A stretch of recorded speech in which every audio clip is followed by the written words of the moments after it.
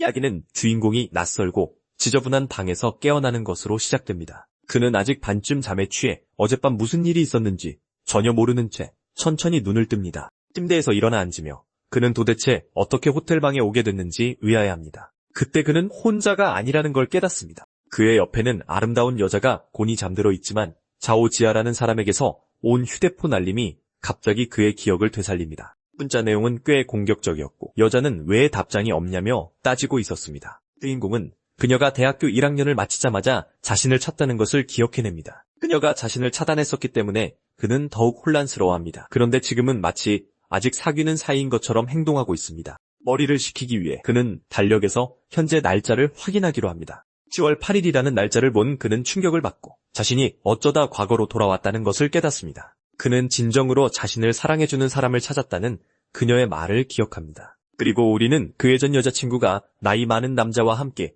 주인공에게 그냥 꺼지라고 말하는 장면을 봅니다. 영원히 그녀를 사랑하겠다고 맹세했던 청년은 완전히 망연자실했습니다. 현재로 돌아와 그는 그녀의 첫 메시지가 늘 그렇듯 돈을 요구하는 것이었음을 봅니다. 사랑에 눈이 멀었던 자신과 그녀가 얼마나 뻔뻔했는지를 생각하며 그의 얼굴에 냉소가 번집니다. 미래를 바꾸기로 결심한 그는 샤오지아에게 메시지를 보내 그들의 관계를 완전히 끝냅니다. 수화기 너머의 여자는 분노에 차서 헤어지자는 게 진심이냐고 묻습니다. 그는 각자의 길을 가는 게 좋겠다며 자신있게 대답하고 그녀는 후회하지 말라고 말합니다. 그가 그녀를 비웃고 있을 때 갑자기 파란 화면이 나타나 거물 시스템을 활성화한 것을 축하합니다. 주인공은 이 시스템만 있으면 자신의 인생이 드디어 좋은 방향으로 바뀔 것이라고 생각하며 깜짝 놀랍니다. 화면에는 그의 능력치가 표시되고 이제 매초 돈을 벌게 될 것이라는 정보가 나오자 그는 매우 흥분합니다. 곧바로 시스템은 그에게 스타터 팩을 선물하고 그는 망설임 없이 재빨리 그것을 받습니다. 그는 현금 1000만, 슈퍼카, 쇼핑카드, 그리고 신밀도 스캐너를 얻습니다. 계좌를 확인하고 이체 내역을 본 후 그는 이 스캐너라는 것이 도대체 무엇에 쓰는 물건인지 궁금해합니다. 바로 그때 옆에 있던 여자가 잠결에 무언가 중얼거리며 그의 주의를 끕니다. 아이디어가 떠오른 그는 그녀에게 새 장비를 시험해보기로 결심하고 스캐너를 그녀 쪽으로 향합니다. 화면에는 여자의 능력치가 나타나지만 그는 사생활 속성이 도대체 무엇을 의미하는지 궁금해합니다. 호기심에 그것을 누르자 시스템은 그것이 그녀가 가졌던 파트너의 수라고 설명합니다. 그는 숫자 1이 자신이 유샤오샤오의 인생에서 바로 첫 남자였음을 의미한다는 것을 깨닫습니다. 그는 전생의 슬픔을 달래기 위해 바에 갔다가 우연히 그녀를 만났던 것을 기억합니다. 그는 바에서 혼자 술을 마시며 무언가에 매우 화가 나 보였던 그녀를 발견했던 것을 떠올립니다. 그는 그들의 하룻밤이 사랑 때문이 아니라 그녀가 상심했고 술을 너무 많이 마셨기 때문이라는 것을 깨닫습니다. 이런 생각에 잠긴 순간 옆에 있던 아름다운 여자가 마침내 깜짝 놀라며 잠에서 탑니다. 그녀는 잠시 그를 바라보다가 한숨 쉬며 미소 짓는 모습에 그를 카사노바라고 부릅니다. 자신감 넘치는 미소를 지으며 청년은 아무 말 없이 그녀를 빤히 쳐다봅니다. 몸을 기울이며 그는 과거를 회상하고 있었다는 것을 부인하고 이는 그녀를 더욱 궁금하게 만듭니다. 그리고는 유일한 후회는 그녀를 더 일찍 만나지 못한 것이라고 속삭여 그녀를 완전히 당황하게 만듭니다. 그의 대담함 덕분에 시스템은 그에게 카드와 신의 눈물혀 기술 스킬을 보상으로 줍니다. 그는 이 새로운 스킬로 여자를 순식간에 천국으로 보낼 수 있을 것이라고 생각합니다. 그 생각과 함께 청년은 새로운 기술을 활성화하고 그녀가 전에 느껴보지 못한 방식으로 키스합니다. 여자는 깜짝 놀랍니다. 그 키스의 감각은 이전과는 완전히 달랐고 훨씬 더 좋았습니다. 청년은 그녀에게 이것은 시작에 불과하다고 말하고 두 사람은 그 순간을 즐기며 밤을 보냅니다. 다음날 아침 그는 일어나 기지개를 켜다가 침대 옆에 놓인 현금 다발을 발견합니다. 완전히 혼란스러워하며 그는 유샤오샤오가 자신을 에스코트 같은 걸로 생각하는지 자문합니다. 그는 쪽지를 집어들고 그것이 1만 위안의 대가라는 것을 보고 정말 화가 납니다. 그는 자신에게 돈을 지불한 여자가 흥미롭다고 생각하지만 그녀의 연락처를 받지 못한 것을 후회하고 이내 카드에 집중합니다. 청년은 그 아이템이 어떻게 작동하는지 궁금해하고 시스템은 그것이 사용한 돈에 대한 캐시백 배율이라고 설명합니다. 이제 이 힘을 손에 넣은 그는 이 기회를 낭비하지 않고 유명한 거물이 되기로 결심합니다. 그는 이 시간대에서는 여러 주요 기술 회사들이 아직 설립조차 되지 않았다는 것을 깨닫고 이것이 자신에게 완벽한 기회라고 생각합니다. 그의 현재 계획은 미래의 기술 대기업들의 주식을 대량으로 사들일 충분한 돈을 모으는 것입니다. 자동차 키를 들고 그는 이 도시가 부동산 구매에 제한이 없다는 점이 완벽하다고 생각합니다. 갑자기 아름다운 여자가 그의 차로 다가오고 그는 카드를 사용해 부동산 몇 채를 살까 생각합니다. 여자는 그의 노란색 차 보닛 위에 앉아 미소를 지으며 이 차가 그의 것이냐고 묻습니다. 우리의 주인공은 차분하게 차가 자기 것이라고 확인하고 그녀에게 원하는 게 뭐냐고 묻습니다. 실례지만 그녀는 집에 파이프가 터졌다고 주장하며 태워달라고 부탁합니다. 그녀의 이야기를 의심한 청년은 스캐너를 활성화하여 천 리키라는 이름의 여자에 대한 정보를 확인합니다. 그는 그녀의 높은 친밀도에 놀라지만 20펀명의 파트너라는 사생활 속성이 경고등을 울립니다. 차 안에서 그는 20몇천 명이나 되는 사람과 함께하는 건 자신에게 좀 과하다며 그녀의 동승 요청을 거절합니다. 그는 차를 몰고 떠나고 여자는 충격에 빠져 그가 어떻게 자신의 과거를 알았는지 궁금해합니다. 그녀는 주인공이 얼마나 잘생겼었는지 말하고 한 노인은 완전히 어리둥절한 채 그저 서 있습니다. 노인은 30년 경력의 전문가라며 여자의 파이프를 고쳐주겠다고 제안합니다. 여자는 그의 제안에 짜증을 내며 즉시 그를 변태, 추행범이라고 부릅니다. 노인은 자신의 기술이 최고 수준인데 왜 그녀가 자신에게 소리치는지 이해하지 못해 혼란스러워합니다. 혐오스러워하며 그녀는 그에게 꺼지라고 말하지만 그는 그녀를 따라가고 주변 사람들은 그 장면을 보고 웃기 시작합니다. 바로 그때 다른 남자가 노인에게 그녀의 파이프가 문자 그대로의 의미가 아니었다고 설명해줍니다. 그 사실에 놀란 그는 여자가 척 가버리자 요즘 애들은 참 이상하다고 말합니다. 도망치면서 여자는 자신의 불운과 그날 모든 일이 어떻게 잘못되었는지에 대해 불평합니다. 한편 주인공은 부동산 중개소에 도착하고 신입과 그녀의 상사인 2명의 중개인에게 인사를 받습니다. 매니저는 그를 그저 돈 많은 꼬마라고 생각하고 시간을 낭비하지 않기 위해 신입인 샤오샤에게 그를 떠넘깁니다. 자신감 넘치는 태도로 우리의 주인공은 스포츠카에서 내려 중개소로 걸어갑니다. 그러자 상사는 신입에게 혼자 해보라며 연습한 절차대로만 하면 된다고 격려합니다. 젊은 중개인은 긴장하며 그에게 다가가 자신을 양지 부동산의 샤오샤라고 소개합니다. 주인공은 그저 집을 찾는 것을 도와달라고 하고 여자는 그의 예산을 묻습니다. 멀리서 매니저는 담배를 피우며 신입이 고객을 더 잘 고르는 법을 배워야 한다고 생각합니다. 이제 중개소 안에서 그녀는 그에게 저렴한 매물 몇 개를 보여주지만 청년은 100만 위안대의 부동산을 보여달라고 요청합니다.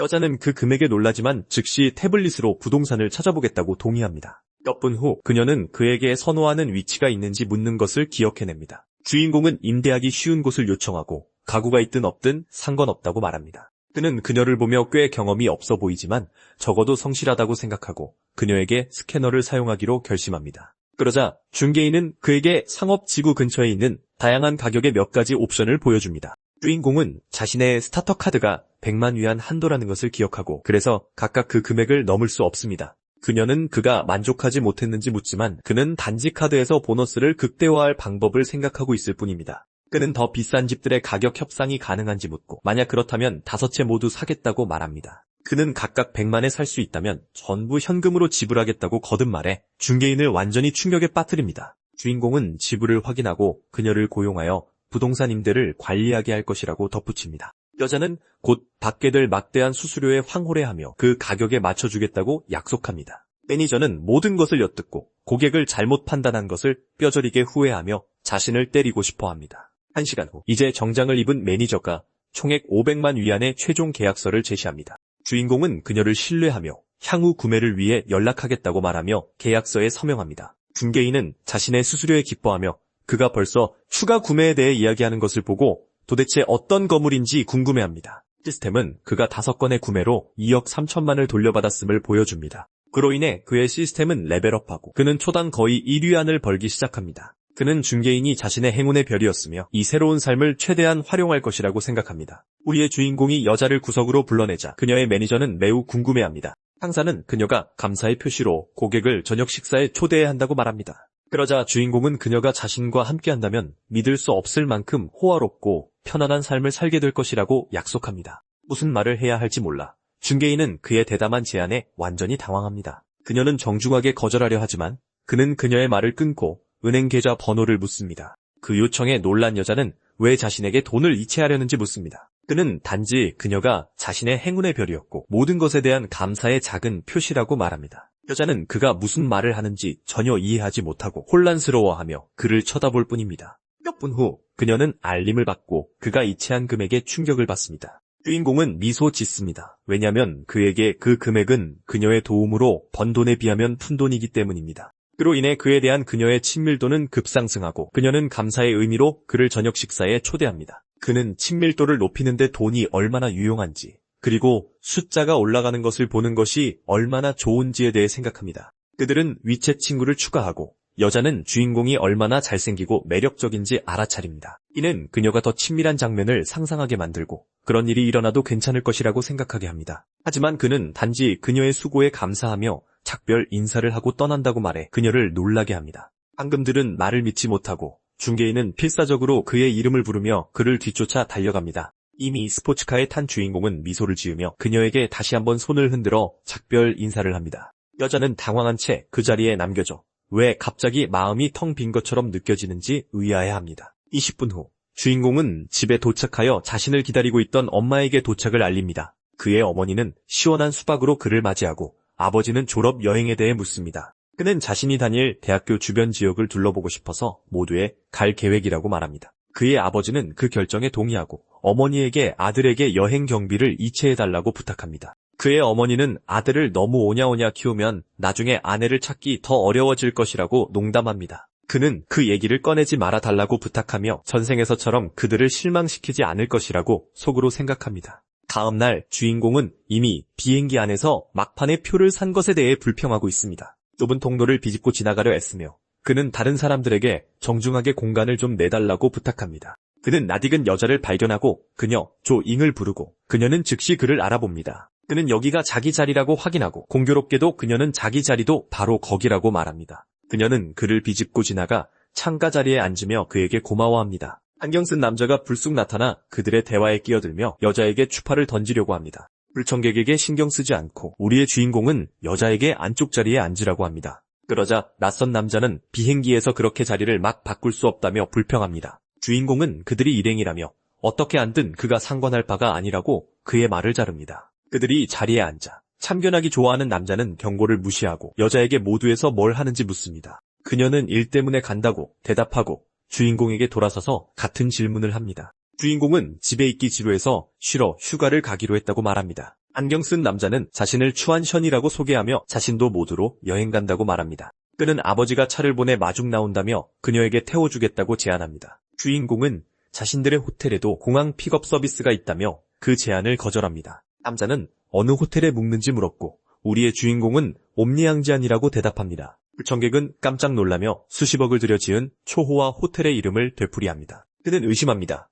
전에 묵어본 적이 있어 저렴한 방에는 그런 서비스가 없다는 걸 알기 때문입니다. 하지만 주인공은 빌라를 예약했다고 말합니다. 불청객은 그 대답을 믿지 못하며 그가 빌라에 대해 진심인지 묻습니다. 그러자 여자는 하룻밤에 8만 위안이나 한다고 말하며 그가 부잣집 아들이라는 사실에 놀랍니다. 미소를 지으며 그는 그녀도 부잣집 딸이니 할 말이 없다고 말합니다. 주인공은 그녀가 학교의 퀸카였고 마을에서 매우 유명한 부유한 가정 출신이었음을 기억합니다. 그 당시 그녀는 너무 조용하고 공부에만 집중해서 어떤 남자도 감히 그녀에게 다가가지 못했습니다. 그는 당시 전 여자친구에게 집중하고 있었지만 그녀의 가족이 재정적인 어려움을 겪었다는 소문을 들었습니다. 현재로 돌아와 여자는 슬픈 표정으로 이제는 정말 부잣집 아이가 아니라고 말합니다. 청년은 자신이 아픈 곳을 건드렸다는 것을 깨닫고 분위기를 바꾸기 위해 재빨리 화제를 전환하려 합니다. 어색한 긴장감을 깨기 위해 두 사람은 고등학교 시절에 좋았던 날들에 대해 이야기하기 시작합니다. 여자는 살짝 웃으며 고등학교 시절이 정말 재미있었다고 동의합니다.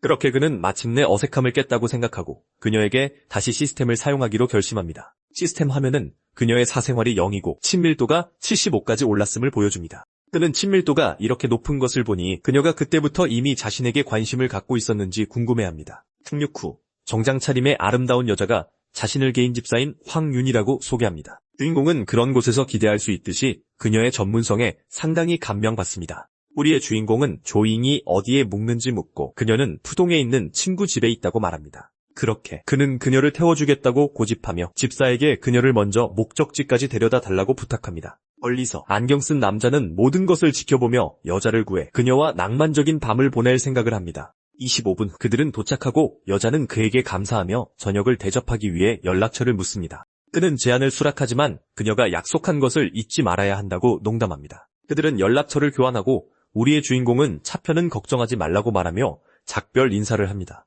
불청객은 그 남자가 그녀를 그냥 보내준 것에 충격을 받고 자신의 영웅적인 계획이 망가졌다고 한탄합니다. 30분 후 우리의 주인공은 빌라에 도착하여 숙박이 돈값을 한다고 생각합니다. 그러자 집사는 그의 목욕물이 준비되었다고 알리고 그는 잠시 쉬러 가기로 결심합니다. 갑자기 여자가 뒤에서 그를 붙잡고 그는 깜짝 놀라 뭐 하는 거냐고 묻습니다. 그녀는 서비스에 옷 벗는 것을 돕는 것이 포함되어 있지만 속옷은 직접 처리해야 한다고 말합니다. 온천탕에 들어간 그는 여자를 보며 잠시만 기다려달라고 합니다. 집사는 등을 밀어주는 것도 서비스의 일부지만 그를 씻겨주지는 않을 것이라고 설명합니다. 그는 그 순간을 즐기며 가까이서 보니 그녀가 매우 매력적이고 특별 서비스가 있으면 좋겠다고 생각합니다. 여자는 그와 어떤 연결고리를 느꼈기 때문에 이렇게 하는 것이라고 말하며 옷을 벗기 시작합니다. 그렇게 그녀는 청년과 함께 물에 들어가고 그는 그녀의 아름다움에 깜짝 놀랍니다. 그러자 집사는 그를 호텔 리셉션에 초대하고 그는 그날 밤 열리는 행사가 무슨 행사인지 묻습니다. 그녀는 복장 규정이 없다고 설명하고 우리의 청년은 곧 열릴 경매에 참여할 것이라고 확인합니다. 데이트 상대와 함께 파티에 도착한 그는 자신을 중요한 손님으로 알아본 직원에게 정중한 인사를 받습니다. 그러자 여자는 그에게 좋은 밤을 보내라고 인사하며 그가 행사를 위해 메인 홀로 들어갈 때 미소를 짓습니다. 홀 안에서는 경매가 이미 진행 중이고 그가 현장을 살피는 동안 한 아이템이 막 500만에 팔렸습니다. 경매사가 다음 아이템인 모든 사람의 시선을 사로잡는 매우 희귀한 명품 시계를 발표합니다. 남자는 그것이 전 세계에 10개밖에 없는 한정판이며 시작가는 1,500만 위안이 될 것이라고 설명합니다. 활기차게 경매사는 입찰 시작을 외치고 군중은 경쟁에 흥분합니다. 우리의 청년은 시계를 분석하며 앞으로 몇 년 안에 가격이 급등하여 2,500만을 쉽게 넘어설 것이라는 것을 기억합니다. 이익을 얻을 기회를 본 그는 지체 없이 35번 패들로 1,550만이라는 첫 입찰을 합니다. 하지만 8번 패드를 든 다른 남자가 1,600만으로 올리고 제한이 빠르게 올라가며 입찰이 뜨거워집니다. 군중은 그런 시계에 그렇게 많은 돈을 쓰는 것이 미친 짓이라고 생각하며 주인공의 입찰에 경악합니다. 경매사는 의사봉을 내리쳐 1,800만의 아이템을 팔고 35번 구매자의 낙찰을 축하합니다. 두 명의 부유한 청년이 다가와 자신들을 소개하고 우리의 주인공은 그들을 훑어보며 자신의 이름이 장청이라고 말합니다. 금발 남자는 8번 입찰이 자신이었다고 밝히고 장청이 명품 시계 전문가인지 묻습니다. 주인공은 전문가가 아니며 이번이 시계를 처음 사는 것이고 그저 간을 보는 것이었다고 대답합니다. 금발 남자는 그 가격에 깜짝 놀라며 왜 전에는 그를 본 적이 없는지 묻습니다. 그리고 장청은 대학 때문에 어제 막 도착했다고 설명합니다. 놀란 청년은 18살 때는 그런 일을 할 배짱이 없었다며 우리 주인공에게 진심으로 감탄합니다. 그렇게 그는 장청에게 언제 한번 같이 놀자고 초대하고 우리의 청년은 새로운 지인의 제안에 동의합니다. 그러자 시스템은 그에게 새로운 레벨을 알리고 그는 이제 연간 수입이 3억을 초과한다는 것에 대해 생각합니다. 현금에도 불구하고 그는 자신의 야심찬 계획에 이 금액은 3발의 피에 불과하며 더 많은 것이 필요하다는 것을 압니다. 계단을 내려가다가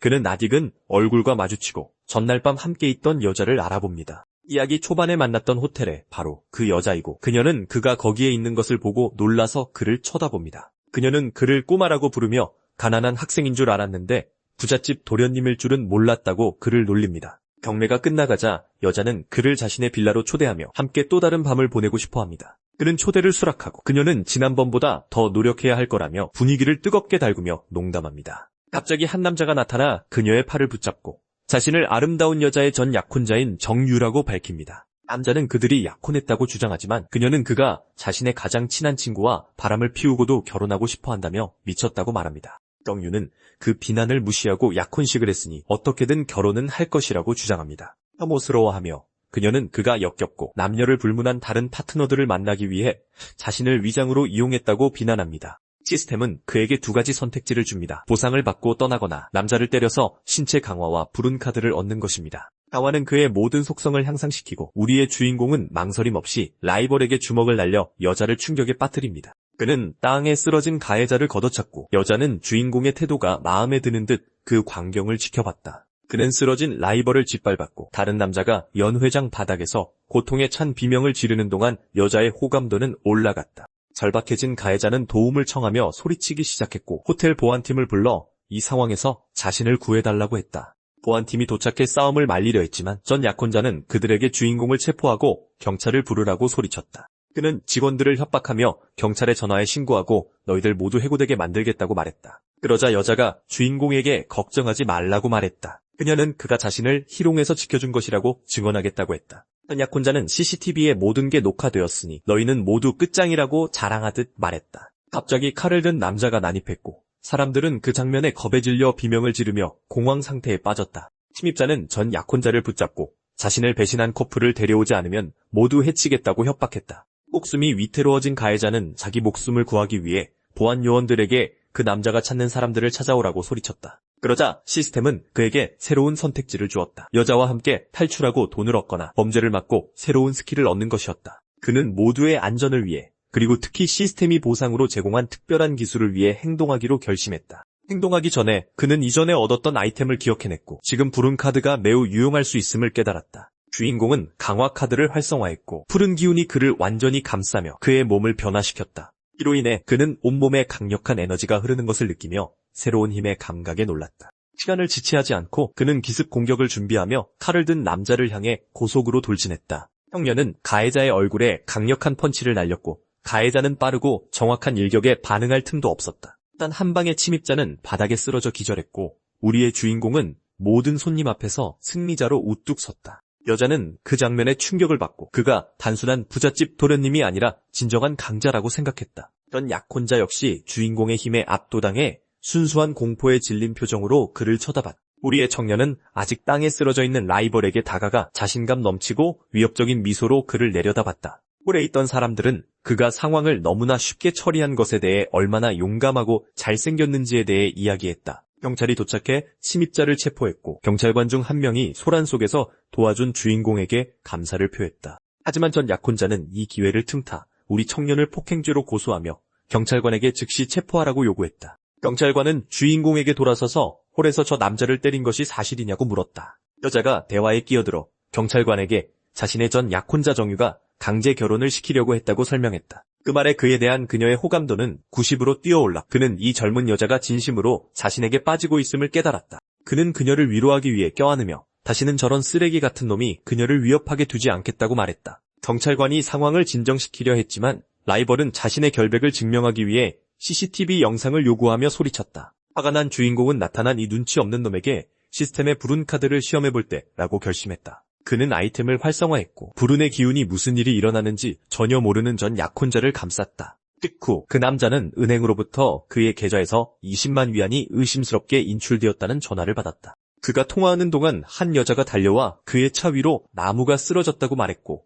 그는 패닉에 빠졌다. 경찰관이 도움이 필요한지 물었지만 그 남자는 지금 이걸 처리할 시간이 없다며 달려가 버렸다. 우리의 청년은 사업자득이라 말하며 여자에게 이 혼란스러운 곳을 함께 떠나자고 제안했다. 5분 후 방에서 그녀는 걱정스럽게 그에게 다가가 괜찮은지 싸움에서 다치지는 않았는지 물었다. 그는 미소를 지으며 그 정도 수준의 패배자는 결코 자신을 다치게 할 수 없다고 대답했다. 그럼에도 불구하고 그녀는 그가 심각한 부상을 입지 않았는지 직접 확인하겠다고 고집했다. 여자는 그런 약혼자가 있었다고 자신을 무시할 거냐고 물었지만 남자는 그녀를 안심시켰다. 그녀는 약혼이 할아버지에 의해 정해졌고 나중에야 그가 자신의 가장 친한 친구와 바람피운 사실을 알게 되었다고 설명했다. 그는 그녀가 많은 일을 겪었다며 위로하고 이제 자신이 그녀를 돌보고 지켜줄 것이라고 말했다. 젊은 여자는 진지한 연애보다 이런 관계를 유지하는 것이 더 편하다고 생각하며 그가 괜찮은지 물었다. 주인공은 그녀를 껴안으며 괜찮다고 이 특별한 순간부터 그녀에게 잘해주겠다고 약속했다.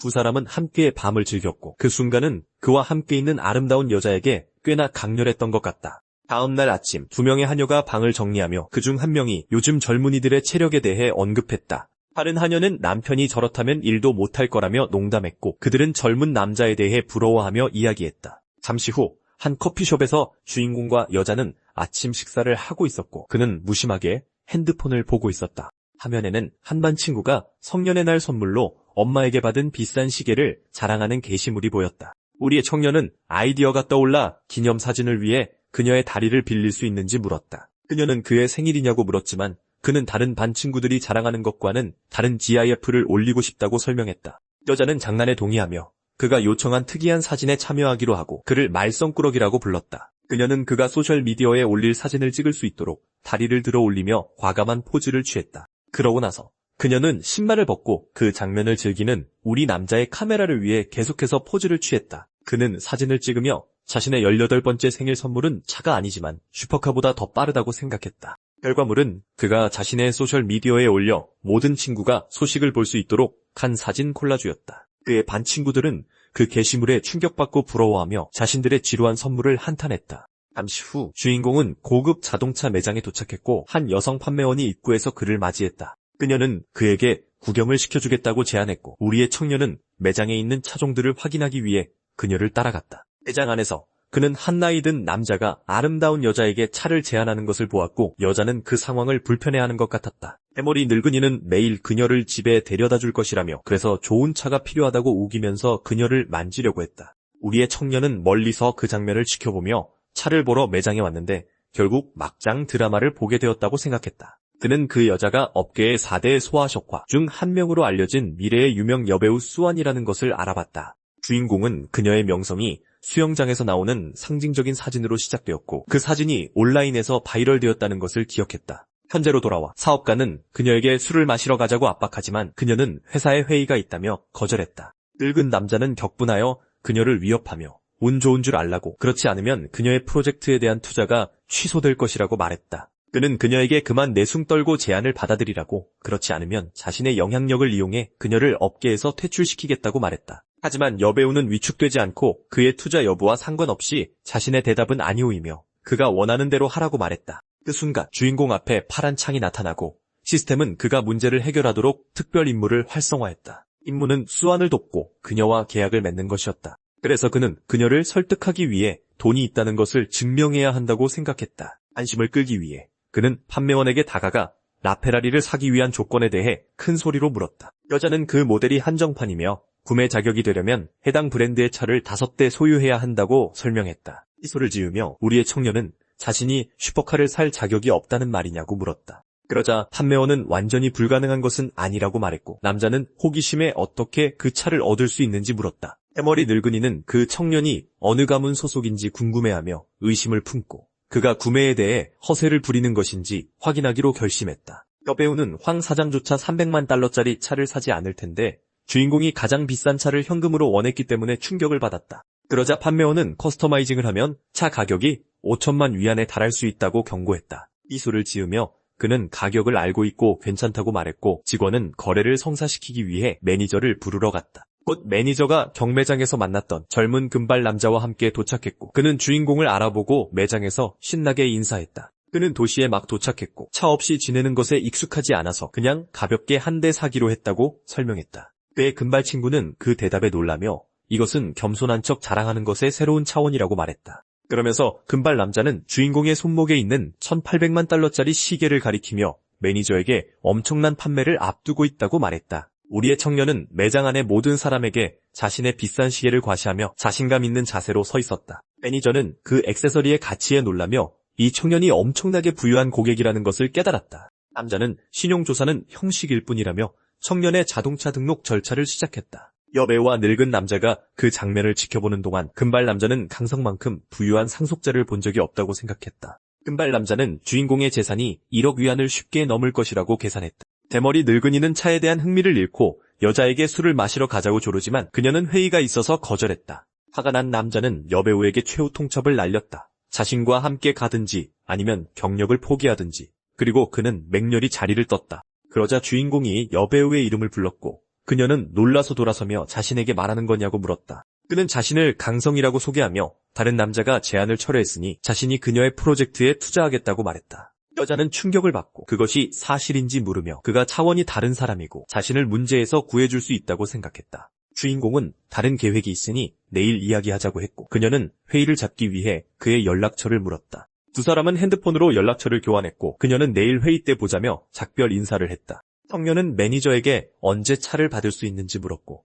남자는 최소 1년의 대기 기간이 걸릴 것이라고 대답했다. 우리의 청년은 지연에 실망하고 그것보다 더 빨리 차를 얻을 대안을 생각했다. 그의 금발 친구는 며칠 후에 열리는 자동차 쇼에 그를 초대했고 그곳에서는 즉석에서 차를 구할 수 있다고 말하자 그는 수락했다. 얼마 후 그는 고급 레스토랑에 도착했고 금발 여자가 그를 부르며 테이블로 손짓했다. 금발 여자는 그의 손을 이끌며 이 집의 특선 요리인 게알 덮밥을 추천했다. 테이블에는 여러 정교한 요리가 차려졌고 두 사람 사이의 분위기는 매우 친밀하고 특별해 보였다. 그는 그녀에게 가까이 다가가 그녀와 특별한 밤을 보내는 데에만 관심이 있다고 귓속말을 했다. 다음날 아침 그녀는 전날 밤이 두 사람 모두에게 꽤나 파란만장했기 때문에 쉬게 해달라고 그에게 부탁했다. 주인공은 그렇게 해주겠다고 했지만 그녀가 이전보다 더 다정한 애칭으로 자신을 불러야 한다는 조건을 달았다. 그녀는 그를 여보라고 부르며 키스했고 그 애칭에 만족한 그는 그녀를 좀 더 쉬게 해주었다. 그녀는 귀여운 표정으로 그를 칭찬하며 자신을 이렇게 배려해주니 최고라고 말했다. 그는 그녀에게 수완을 아는지 물었고 금발 여자는 그 여배우가 자신과 같은 회사에서 일한다고 확인해 주었다. 그녀는 약간 슬픈 눈빛으로 주인공이 정말 다른 여자에게 빠진 것인지 물었다. 주인공은 빠진 것이라기보다는 자동차 매장에서 만났을 때 그 여배우에게서 많은 잠재력을 보았다고 설명했다. 금발 여자는 회사가 그녀를 충분히 가치 있게 여기지 않지만 그녀는 경력에서 성공할 재능이 있다고 동의했다. 그러면서 그녀는 그가 여배우와 가까워지도록 돕겠다고 제안하며 원할 때 언제든지 자신에게 와도 된다고 말했다. 그는 그녀를 바보 같다고 부르며 자신의 모든 여자에게 잘해줄 것이라고 안심시켰고 그녀는 여배우에 대한 투자에 대해 물었다. 우리의 청년은 자신의 의도를 확인시켜 주었지만 그녀는 수완을 고용하려면 회사를 차리고 그녀의 계약을 사들여야 한다고 경고했다. 주인공은 그녀에게 걱정하지 말라며 지분까지 다 챙겨서 새 회사의 책임자로 앉혀주겠다고 말했다. 그녀는 지분을 거절하며 좋은 월급이면 충분하다고 말하고 이것이 자신의 경력을 상승시켜줄 것이라고 생각했다. 그는 이미 매우 가까운 사이인데 그런 격식을 차릴 필요가 없다며 부드럽게 그녀를 꾸짖었다.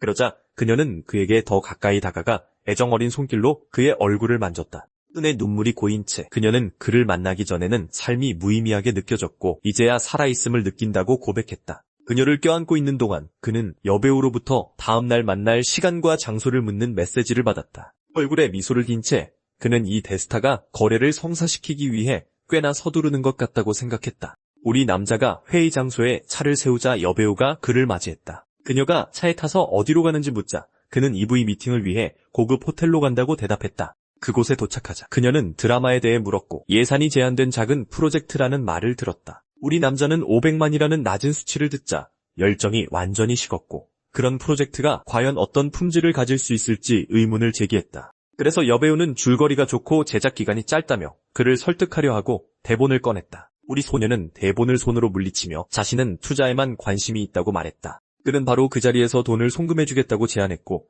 그녀는 그와 같은 투자자를 본 적이 없어 깜짝 놀랐다. 하지만 조건이 있었다. 청년은 한 가지 조건을 내걸었는데 그녀가 그의 회사와 아티스트로 계약해야 한다는 것이었다. 여배우는 이미 계약 중이며 이를 파기하려면 비용이 많이 들 것이라고 지적했다. 하지만 우리 남자는 그게 문제가 되지 않는다고 말했다. 여자는 그가 잘생겼다고 생각하지만 그의 의도를 의심하며 제안을 받아들여야 할지 고민했다. 이에 여배우는 그에게 엔터테인먼트 회사가 있기는 한 건지 물었다. 우리 청년은 그녀가 동의한다면 하나 만들 것이라고 대답했다. 그는 그녀의 현 회사가 그녀를 가치 있게 여기지 않는다는 것을 안다며 해지 위약금을 지불하고 새 소속사는 오직 그녀를 위한 곳이 될 것이라고 말했다. 그녀의 호감도가 50으로 뛰어올랐고 그녀는 부끄럽게 특별한 요구사항이 있는지 물었다. 그는 그녀가 다른 사람들과 부적절한 접촉 없이 제대로 된 아티스트가 되어야 한다고 말했지만 자신은 예외로 두었다. 그녀의 호감도가 60으로 치솟았고 그녀는 언제 계약할 수 있는지 물었다. 우리 남자는 그녀에게 자신을 사장님이라고 부르라고 했고 궁금해진 그녀는 그가 몇 살인지 물었다. 여배우는 그의 나이를 놀리며 너무 어려서 20살이 아니라 18살이어야 하는 것 아니냐고 물었다. 우리 남자는 씩 웃으며 다른 생각을 하고 있었다고 말했고 그녀는 그를 작은 악마라고 불렀다. 음식이 도착한 후 그녀는 그의 도움에 감사했지만 그는 자신이 필요한 유일한 감사는 그녀가 스타가 되는 것이라고 말했다. 바로 그때 시스템은 그가 계약을 확보하고 회사 지분 20%를 얻었다고 알려주었다. 식사 중에 그는 새로 얻은 부에 대해 부모님께 말씀드려야겠다고 생각했다. 그래야 집에 돌아갔을 때 놀라지 않으실 테니까. 그래서 그는 아버지에게 전화했고 아버지는 그의 날카로운 투자 안목과 회사의 빠른 성공을 축하했다. 아버지는 그의 연간 수입을 계산했고 어머니는 그가 친구들에게 아들의 성공에 대해 자랑하고 다녔다고 농담했다. 우리 청년은 선물을 원하시는지 물었지만 아버지는 겸손을 유지하고 우쭐해지지 말라고 말했다. 전화를 끊고 그는 그녀에게 쇼핑을 하자고 제안했고 그녀는 그를 장난스럽게 슈가 데디라고 부르며 수락했다. 식사를 마친 후 그녀는 입을 닦았고 우리 소녀는 쇼핑몰로 가도 된다고 확인해 주었다. 그들은 매우 비싼 시계 가게에 도착했고 입구에서 직원이 그들을 맞이하자 여배우는 완전히 깜짝 놀랐다. 안에서 그녀는 익숙한 얼굴을 발견하고 나이든 남자와 함께 있는 릴루라는 선배 여배우에게 인사했다. 여배우가 거기서 뭘 하냐고 묻자 릴루는 잠시 망설이다가 그냥 친구를 따라왔다고 말했다. 나이든 남자는 젊은 친구가 재능있고 잘생겼다고 말했고 시스템은 그를 분석하여 그의 쓱쓱을 보여주었다. 늙은 남자가 그 소년이 누구냐고 묻자 베테랑 여배우는 그가 자신의 예전 드라마 중 하나에 나왔었다고 설명했다. 그 남자는 자신을 영화 투자자라고 소개하며 우리 남자와 함께 있는 여배우에게 자신의 명함을 건넸다. 베테랑 여배우는 속으로 비웃으며 다른 여자는 자신과 수준이 맞지 않는다고 생각했다. 명함을 들고 젊은 여자는 이 업계가 이용해 먹으려는 가짜 친구들로 가득 차 있다는 것을 되새겼다. 한 판매원이 우리 소년에게 어떤 시계를 찾는지 물었고 그는 아직 흥미로운 것을 보지 못했다고 말했다. 우리 남자는 50만부터 시작하는 모델을 요청하며 더 싼 것들은 어머니에게 드릴 만하지 않다고 말했다.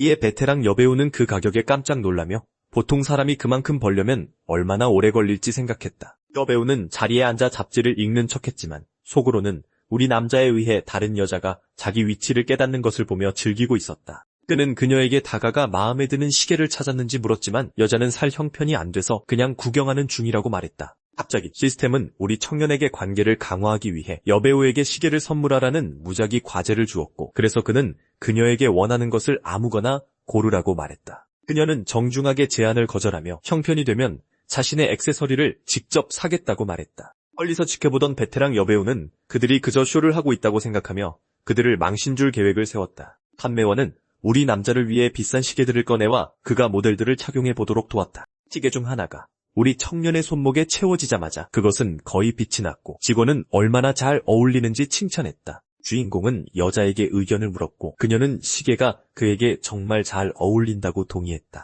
그가 좀 헐렁하다고 말하자 여배우는 그의 손목에 맞게 조여주겠다고 제안했고 이는 그가 꽤 짓궂은 말을 하게 만들었다. 여배우는 그의 말에 당황했고 우리 청년의 작업 덕분에 그녀의 호감도는 70까지 올랐다. 우리 청년은 호감도 증가에 대해 궁금해하다가 일어서서 판매원에게 두 시계 모두 포장해달라고 말했다. 완전히 놀란 가게 직원은 주인공이 정말로 두 개의 명품 시계를 모두 사려는 것인지 물었다. 이에 베테랑과 늙은 남자는 200만짜리 구매에 완전히 충격을 받고 그가 그저 과시하는 것인지 의심했다. 우리 남자는 여배우에게 어머니를 위한 시계를 고르는데 도움을 요청했고 여자는 매우 우아한 모델을 가리켰다. 그러자 판매원은 그녀의 선택을 칭찬하고 각각 80만이 넘는 시계 가격을 자세히 설명했다. 그는 여자에게 액세서리를 착용해봐서 그녀의 손목에 어떻게 보이는지 볼 수 있게 해달라고 요청했다. 우리 청년은 이 시계들이 뒤에 있는 여자가 차고 있는 싸구려 모델보다 훨씬 낫다고 말했고 그 말을 들은 여자는 격분했다. 그들의 반응을 무시하고 우리 소년은 4개의 시계 모두를 포장해달라고 요청하며 결제를 위해 카드를 건넸다.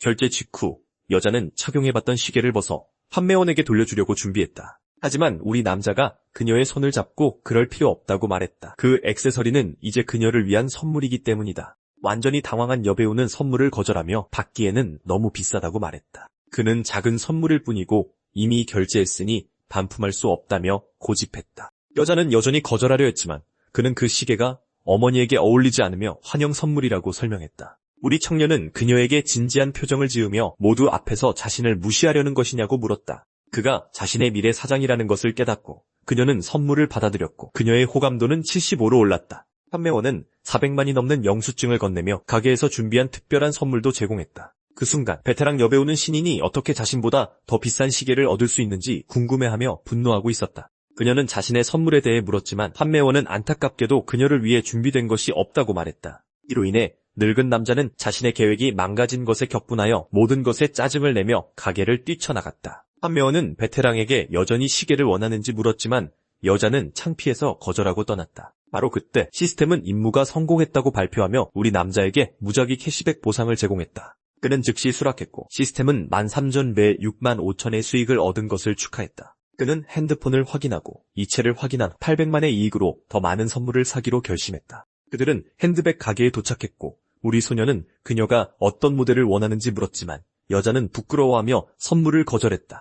그녀의 거절을 무시하고 그는 판매원에게 가장 인기 있는 모델을 요청했고 여자는 그에게 2개의 가방을 보여주었다. 우리 남자는 그녀에게 카드를 긁어달라고 요청하고 망설임 없이 여배우를 위해 2개의 명품 가방을 모두 샀다. 판매원은 그에게 총액이 12만이라고 알리고 이제 그는 향후 행사에 참여할 수 있는 매장 회원이 되었다고 말했다. 그가 그렇게 많은 돈을 쓰는 것을 보고 여자는 자신의 새로운 사장의 힘과 관대함에 감명받았다. 쇼핑 후 그녀는 그에게 감사하며 감사의 표시로 자신의 아파트에 올라가 한잔하자고 초대했다. 그는 자신이 취하면 그녀가 자신을 이용할지도 모르니 자신을 보호해야 한다고 농담했고 이는 여자를 얼굴 붉히게 만들었다. 우리 청년은 농담이라고 말하며 작별 인사를 하고 함께 해준 것에 감사하며 여배우를 뒤로 하고 떠났다.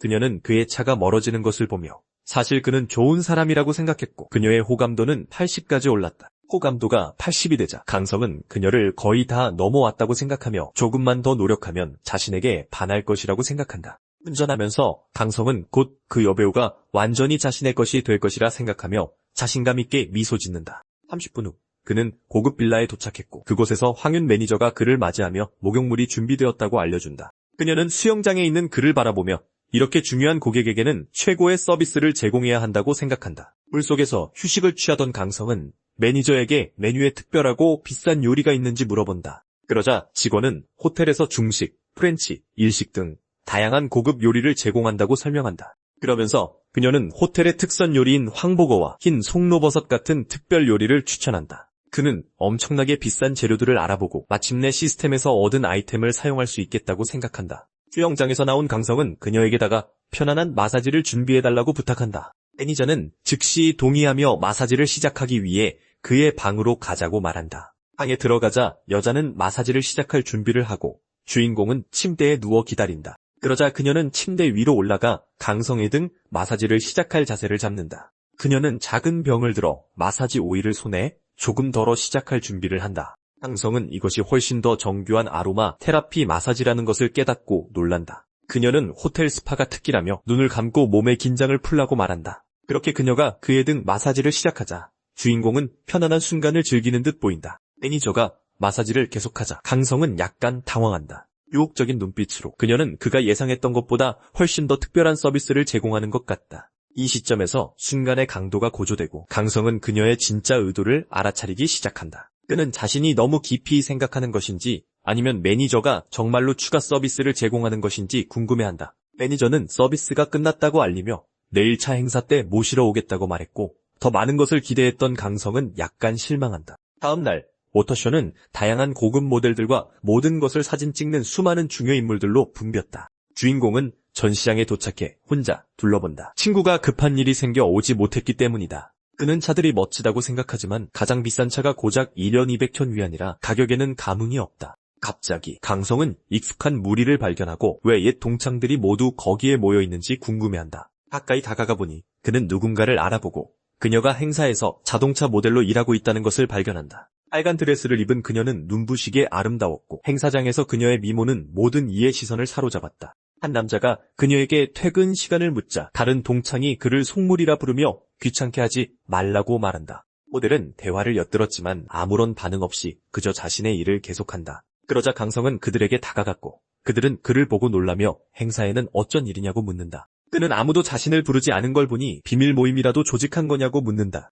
동창 중 한 명은 일부러 그를 여행에서 빼놨는데 마주칠 줄은 몰랐다며 속으로 화를 낸다. 녹색 머리 남자는 다른 친구를 가리키며 그에게 물어보라고 비꼬듯 말한다. 이때 두 여학생이 그가 훨씬 잘생겨졌다고 말하고 한 명은 성형수술을 했냐고까지 묻는다. 녹색 머리 친구는 그를 껴안으며 목소리까지 변했다고 말하고 강성은 그들이 차를 사러 왔는지 묻는다. 여학생 중 한 명이 차 옆에 있는 모델들을 구경하러 왔을 뿐이라고 말한다. 바로 그때 시스템이 그녀의 스갓을 보여주고 강성은 그녀의 높은 호감도와 사생활 수치에 충격을 받는다. 그는 거의 얘기를 나눈 적도 없는데 왜 호감도가 이렇게 높은지 의아해한다. 그때 녹색머리 친구가 왜 그렇게 넋을 놓고 있냐며 그의 생각을 방해한다. 녹색머리 남자가 강성에게 부딪히자 그는 조심하라고 말한다. 친구는 그가 왜 그렇게 이상하게 구는지 정신 나갔냐고 묻는다. 호란을 무시하고 강성은 모델에게 다가가 손을 흔들며 그녀의 아름다움과 빨간 드레스를 칭찬한다. 그녀는 미소 지으며 그도 행사에 왔냐고 묻고 강성은 그냥 고급 차들을 구경하는 중이라고 말한다. 그는 동창들에게 돌아서서 차를 살 거냐고 묻지만 다른 남자가 그 대담한 발언에 핀잔을 주며 차에 대해 이야기하기 시작한다. 주인공은 그가 차에 대해 많이 안다고 칭찬하고 동창은 그 모델이 500만 위안이 넘는다고 설명한다. 그는 비웃으며 그렇게 잘 아는 걸 보니 차를 살 거냐고 그 남자를 도발한다. 그러자 모델이 끼어들어 자신이 일하는 중이니 소란 피우지 말라고 그들을 말린다. 그러자 동창은 이 상황을 이용해 시험 성적이 높아서 받는 선물이라며 차를 고르는데 도움을 달라고 그녀에게 부탁한다. 소녀는 불편해하며 자신은 차에 대해 잘 모르니 영업사원과 이야기하라고 거절한다. 남자는 계속 그녀에게 말을 걸고 강성은 그가 차 구매를 핑계로 여자에게 추근되는 것이라고 비난한다. 동창은 그에게 차를 사보라고 도전하고 강성은 차를 사면 모델도 덤으로 오냐고 물으며 그를 도발한다. 그녀는 그 농담이 재미있다고 생각하며 모두 앞에서 그런 직설적인 질문을 하다니 꽤 대담하다고 말한다. 동창은 짜증을 내며 그녀가 일하는 중이니 잘난 척 좀 그만하라고 하지만 강성은 진심이라고 말한다. 그 순간 행사 매니저가 소란을 눈치채고 문제를 해결하기 위해 다가온다. 매니저는 다가와서 근무 중에 잡담을 했다고 그녀를 꾸짖고 그녀는 즉시 사과한다. 그러자 라이벌은 그녀가 혼난 게 그 때문이라며 모델의 일을 방해했으니 차를 사라고 도전한다. 강성은 모델이 옆에 있으니 차가 더 매력적으로 보인다고 말하며 자신의 질문을 반복한다. 매니저는 그의 손목에 있는 비싼 시계를 보고 마음이 바뀌어 그가 차를 사면 모델도 함께 따라간다고 말한다. 망설임 없이 강성은 신용카드를 꺼내 매니저에게 지금 당장 전액을 결제하라고 말한다. 그 차는 800만 위안이 넘었기 때문에 모든 동창들은 충격에 빠졌고 그가 그 돈을 전부 감당할 수 있다는 것을 믿지 못한다. 분홍색 드레스를 입은 여학생은 감명받아 그가 정말로 800만 위안을 한 번에 쓸 수 있는지 궁금해한다. 그러자 라이벌은 그가 단지 여자를 곤란하게 하려고 거짓말을 한다고 비난하지만 강성은 그렇게 생각하는 그를 바보라고 부른다. 미소를 지으며 매니저는 판매 수수료가 그녀에게 지급될 것이라고 확인해준다. 그러자 그녀의 호감도는 80으로 뛰어오르고 강성은 매니저에게 자동차 구매에 모델이 포함된다는 것을 상기시킨다. 동창은 그가 차를 사지 않으려고 핑계를 댈 것이라고 생각하며 격분하고 만약 그렇게 되면 그에게 굴욕을 줄 계획을 세운다. 강성은 카드를 건네며 오늘 차를 가져갈 수 있는지 묻고 매니저는 그에게 앉아서 계약을 마무리하자고 권한다. 카드 단말기는 거래를 승인하고 800만 위안이 넘는 결제가 문제없이 완료된다. 결제가 완료되자 매니저는 미소를 지으며 자신이 서류 작업을 처리하는 동안 모델에게 강성을 잘 돌봐달라고 부탁한다. 라이벌은 그가 실제로 800만 위안을 쓴 것을 보고 경악하며 모두 앞에서 완전히 망신을 당했다는 것을 깨닫는다. 동창들은 입이 떡 벌어졌고 녹색 머리 남자는 강성이 학교 다닐 땐 이렇게 부자인 티를 전혀 안 냈다고 지적했다. 그녀는 추파를 던질 기회로 보고 그의 새 페라리를 태워달라고 요청하며 그녀의 호감도 스세뿐 95로 상승한다. 하지만 안경 쓴 다른 동창이 차는 2인승이라 자리가 없을 거라고 상기시키며 산물을 끼얹는다. 그러자 분홍색 옷을 입은 소녀는 모델은 일해야 하고 어차피 하루 종일 차에 앉아 있으니 자기가 조수석에 타면 된다고 응수한다. 자리에 앉아 주인공은 어떻게 그녀의 호감도가 그렇게 빨리 치솟았는지 궁금해하며 속으로 그녀 같은 속물은 정말 싫다고 생각한다. 바로 그때 강성은 그녀가 차에 타니 훨씬 더 보기 좋다고 말한다. 그러자 동창은 전 여자친구와의 이별이 행사 모델 때문이었냐고 물으며 분란을 일으키려 한다. 빨간 드레스를 입은 소녀는 그가 연인 관계를 끝냈다는 소식에 놀란다. 강성은 일어나서 이별은 다른 누구와도 상관없으며 그 아가씨는 매우 아름답다고 말한다. 녹색머리 친구는 100만 달러짜리 시계에 경악하며 그가 가난한 척했다고 비난한다. 주인공은 시험을 아주 잘 봐서 가족들이 선물을 사줘야 한다고 고집했다고 차분하게 설명한다. 그러자 라이벌은 짜증을 내며 늦었으니 저녁 먹을 곳을 찾아야 한다고 화제를 돌린다. 똥물인 분홍색 옷의 소녀는 주인공에게 함께 쇼핑몰에 가자고 제안한다. 강성은 저녁에 이미 약속이 있지만 고향에 돌아가면 만날 수 있다고 말하며 정중히 초대를 거절한다. 분홍색 드레스의 소녀는 그의 제안을 받아들이고 룽청시에 돌아오자마자 연락하라고 말한다. 한편 그는 행사 모델에게 다른 곳도 좀 둘러보겠다고 말하며 작별 인사를 한다. 그는 모델에게 다가가 동창이니 다음에 같이 어울리자고 제안한다. 한편 한 여성 판매원이 강성에게 다가와 다른 차에 관심이 있는지 묻고는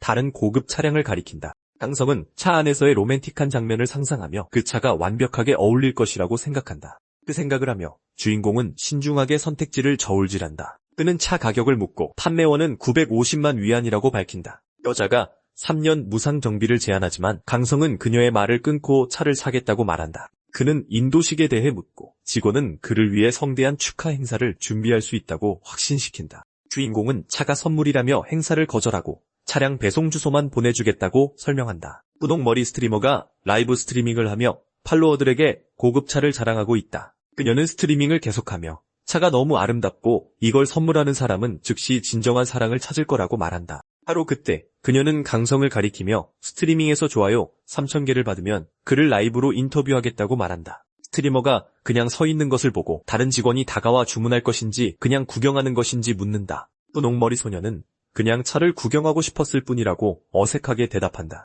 이 때문에 판매원은 스트리머에게 그곳에 머물려면 자산 증명을 요구한다. 스트리머는 짜증을 내며 주인공을 가리키며 그는 아무 문제 없이 들어왔다고 말하지만 직원은 이것이 표준 절차라고 주장한다. 스트리머는 팔로워들이 그녀가 부당한 대우를 받고 있다고 댓글을 달고 부자 남자를 인터뷰하라고 요구하자 창피해한다. 멀리서 지켜보던 모델은 강성이 30분도 안 돼서 2천만 위안을 썼다는 사실에 충격을 받는다. 그녀는 가족에게 사고가 있기 전에도 그렇게 호화롭게 돈을 쓸 수는 없었다고 회상한다. 2시간 후 자동차 서류 작업이 모두 정리되자 주인공은 기지개를 켠다. 매니저가 그에게 열쇠를 건네며 번호판에 대해 묻자 강성은 특별한 번호판을 얻기 어려울 것이라고 생각한다. 바로 그때 시스템이 나타나 그의 이니셜이 새겨진 맞춤 번호판을 선물하고 그는 매우 사려 깊다고 생각한다. 한 직원이 새 번호판 등록을 도와주기 위해 다가오고 강성은 진행하기로 동의한다. 번호판을 보자 매니저는 고객의 이니셜이 새겨져 있는 것을 보고 깜짝 놀란다. 그는 그렇게 영향력 있는 사람을 본 적이 없었다.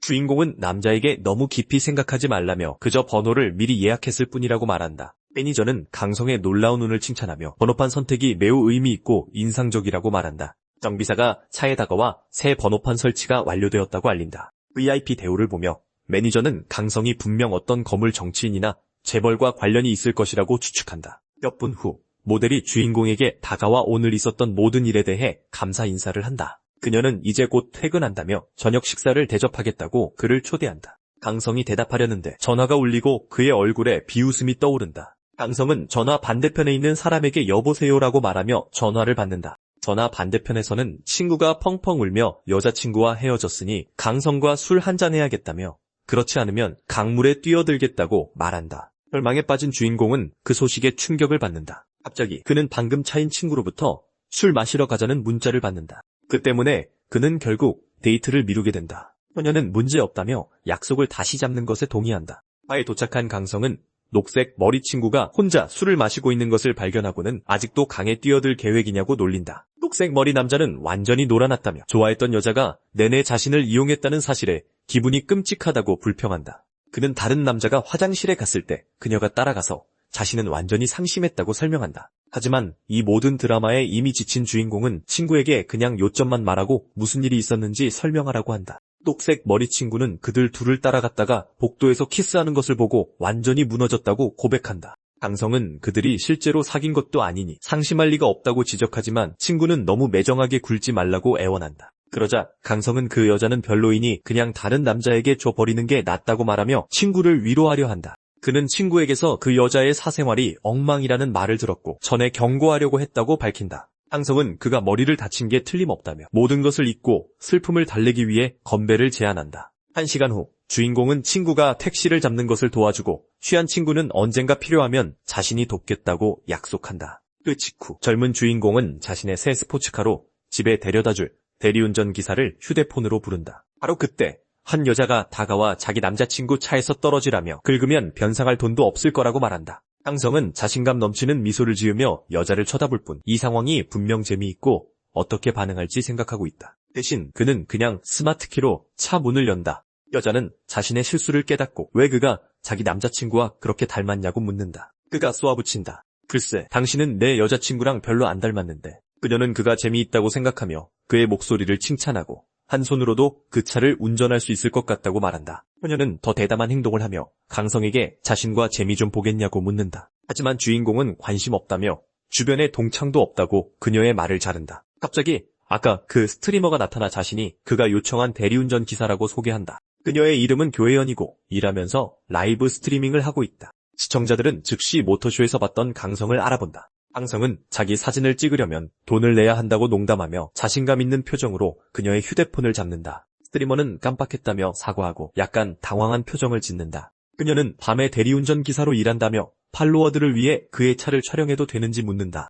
스트리머는 팔로워들에게 차를 보여줄 생각에 매우 흥분하며 그 모델이 얼마나 빠른지에 대해 이야기한다. 라이브 스트리밍 채팅창은 자동차 번호판과 스트리머가 주인공 같은 부자를 만난 것이 얼마나 운이 좋은지에 대한 댓글로 폭주하기 시작한다. 그러자 첫 번째 여자가 주인공과 다시 한번 기회를 노리며 무료로 운전해주겠다고 제안한다. 강성은 공짜는 보통 별로 좋지 않다며 그녀의 제안을 거절한다. 그는 스트리머에게 슈퍼카를 정말 운전할 줄 아는지 물으며 열쇠를 건넨다. 소녀는 예전에 자동차 블로거였기 때문에 스포츠카를 많이 몰아봤다고 그를 안심시키고 시스템은 사생활 정보가 전혀 없는 그녀의 정보를 보여준다. 그녀는 운전 중에 스트리밍을 해도 되는지 물으며 카메라는 자신만 비출 것이라고 약속한다. 그는 방송을 신경 쓰지 않는다. 그래서 강성은 동의하고 그들은 소녀가 라이브 스트리밍을 계속하기 위해 휴대폰을 든 채 출발한다. 스트리머는 팔로워들에게 이렇게 비싼 차를 운전하게 되어 매우 긴장되고 흥분된다며 집중해야 한다고 말한다. 주인공은 시스템이 사생활 가치형을 밝히지 않았다면 그녀가 꽤 경험이 많다고 생각했을 것이라고 속으로 생각한다.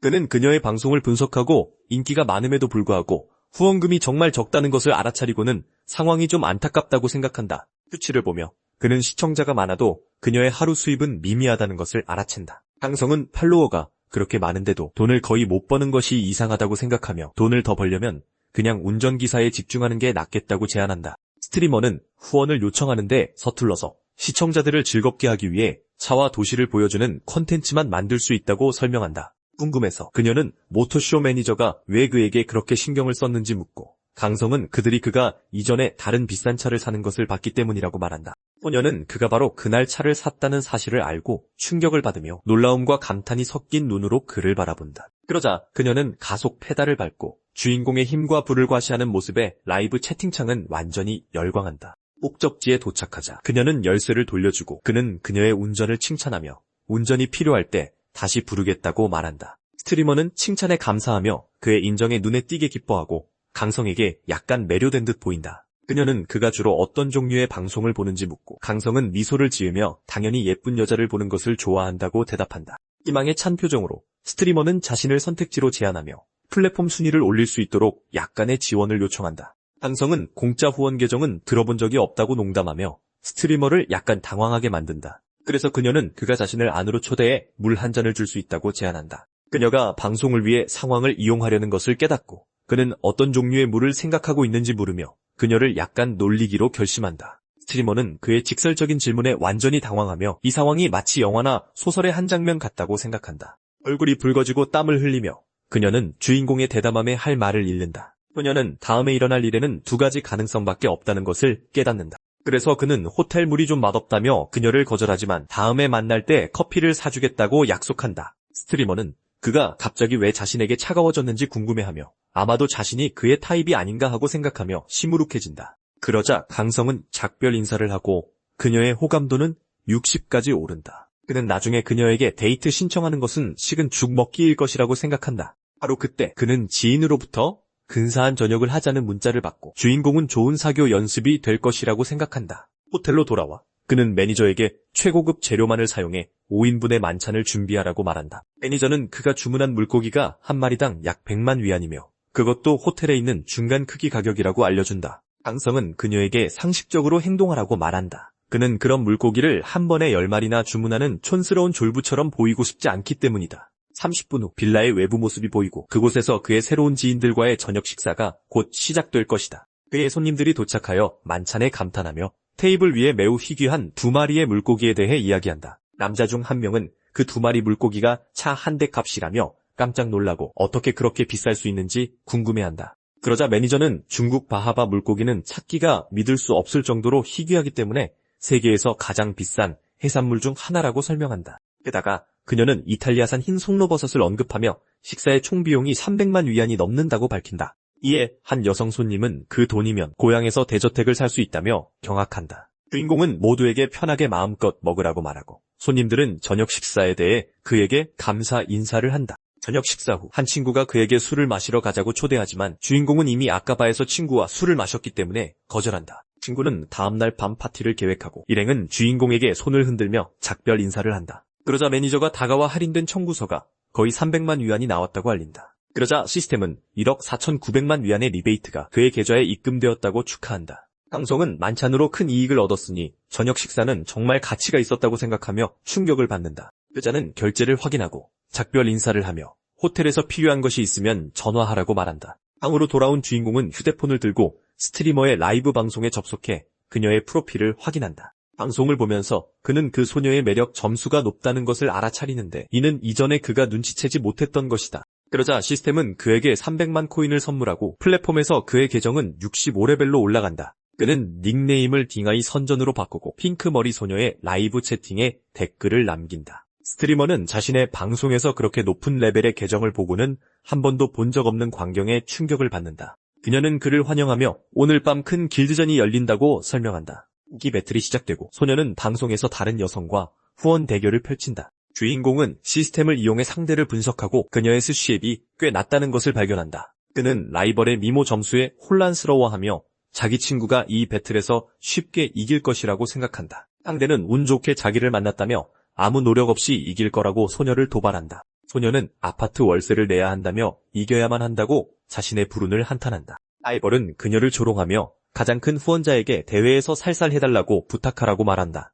그러자 시스템은 주인공에게 미션을 준다. 스트리머의 승리를 돕고 막대한 리베이트를 받는 것이다. 스트리머는 매혹적인 척하며 큰손 후원자님께 특별히 바라는 것이 있는지 묻는다. 우리의 젊은 남자는 이제 그들 사이에 정말 변화가 생길지도 모른다고 생각하며 얼굴을 붉힌다. 그녀는 팔로워들에게 치료비를 내고 채널 분위기를 띄우기 위해 후원을 요청한다. 소녀는 자기 방송에 돈 쓰기 싫어하는 팬들의 댓글에 눈을 흘긴다. 그녀는 재빨리 태도를 바꿔 시청자들을 칭찬하며 여기 있는 모든 분들이 엄청난 재능을 가졌다고 말한다. 주인공은 재미를 시작하기로 결심하고 그녀에게 약한 닭 5마리를 후원하기로 한다. 스트리머는 미소를 지으며 자신이 요청한 치료비 후원에 대해 그에게 감사 인사를 한다. 하지만 속으로는 그렇게 강력한 계정이 고작 1위안만 후원하며 인색하게 군다고 생각하며 어이없어한다. 배틀은 계속되고 소녀는 상대가 압도적으로 이기는 것을 보며 좌절감에 한숨을 쉰다. 채팅창에서 누군가 제안을 하고 그녀는 이기게 도와주면 그의 개인 기사가 되겠다고 동의한다. 바로 그때 주인공이 플랫폼에서 가장 비싼 선물인 슈퍼 로켓 3개를 보낸다. 로켓 하나당 2,000위안이기 때문에 스트리머는 선물을 받고 턱이 빠질 듯 놀란다. 그녀는 그에게 연신 감사 인사를 하고 점수판은 완전히 뒤집혀 상대는 할 말을 잃는다. 상대는 어떻게 그렇게 강력한 후원자가 갑자기 나타나 그녀를 도왔는지 의아해하며 분노한다. 라이벌은 후원자에게 감사 인사를 하며 데이트 신청을 하고 다른 스트리머는 어색해한다. 분홍머리 소녀는 후원자의 기분을 풀어주기 위해 심하게 이탈을 하며 노래를 부르기 시작한다. 주인공은 능글맞은 미소를 지으며 모든 것을 지켜보고 방송에서 하고 싶은 대로 하라고 그녀에게 말한다. 한편 상대는 눈물을 흘리며 자신의 최고 후원자에게 배틀에서 지지 말아 달라고 애원한다. 그리고 마침내 플랫폼에서 두 스트리머 간의 배틀이 본격적으로 시작된다. 상대는 한 번에 로켓 3개를 받고 미친 듯이 축하하며 후원자에게 감사 인사를 한다. 이를 본 주인공은 재미있어하며 친구에게 로켓 3개를 더 보내기로 결심한다. 라이벌은 패닉에 빠져 후원자에게 다른 후원자가 따라잡고 있다고 경고한다. 그러자 그녀는 로켓 5개를 더 받고 연신 감사 인사를 하는 반면 다른 소녀는 패배한 표정이다. 우리의 젊은 남자는 상황을 즐기며 분홍머리 소녀가 이제 뭘 할지 궁금해한다. 분홍머리 스트리머는 너무 혼란스러워서 선물 때문에 방송이 멈춘 것 아니냐고 묻기까지 한다. 갑자기 로켓 수십 개가 한꺼번에 나타나자 그녀는 그 후원 금액에 완전히 할 말을 잃는다. 상대는 그저 말없이 화면을 응시하며 다른 소녀의 후원자가 아직도 있는지 궁금해한다. 소녀는 로켓 20개를 받고 이번 라운드에서 이겼을지도 모른다는 사실을 깨닫고 깜짝 놀란다. 라이벌이 나타나는데 압도적으로 패배한 후 온통 침울하고 굴욕적인 표정이다. 그녀의 방송은 시청자 수 1만 명을 넘어서고 소녀는 시청자 수에 경악한다. 그녀는 우리의 젊은 남자에게 연신 감사 인사를 하며 방송에서 이제 무엇을 해주길 원하는지 묻는다. 주인공은 뷰티 필터 때문에 그녀가 이상해 보인다고 생각하고 그 효과를 꺼달라고 요청한다. 이 말에 소녀는 긴장하며 진짜 얼굴을 보여주면 그를 겁줘서 쫓아버릴지도 모른다고 말한다. 그럼에도 불구하고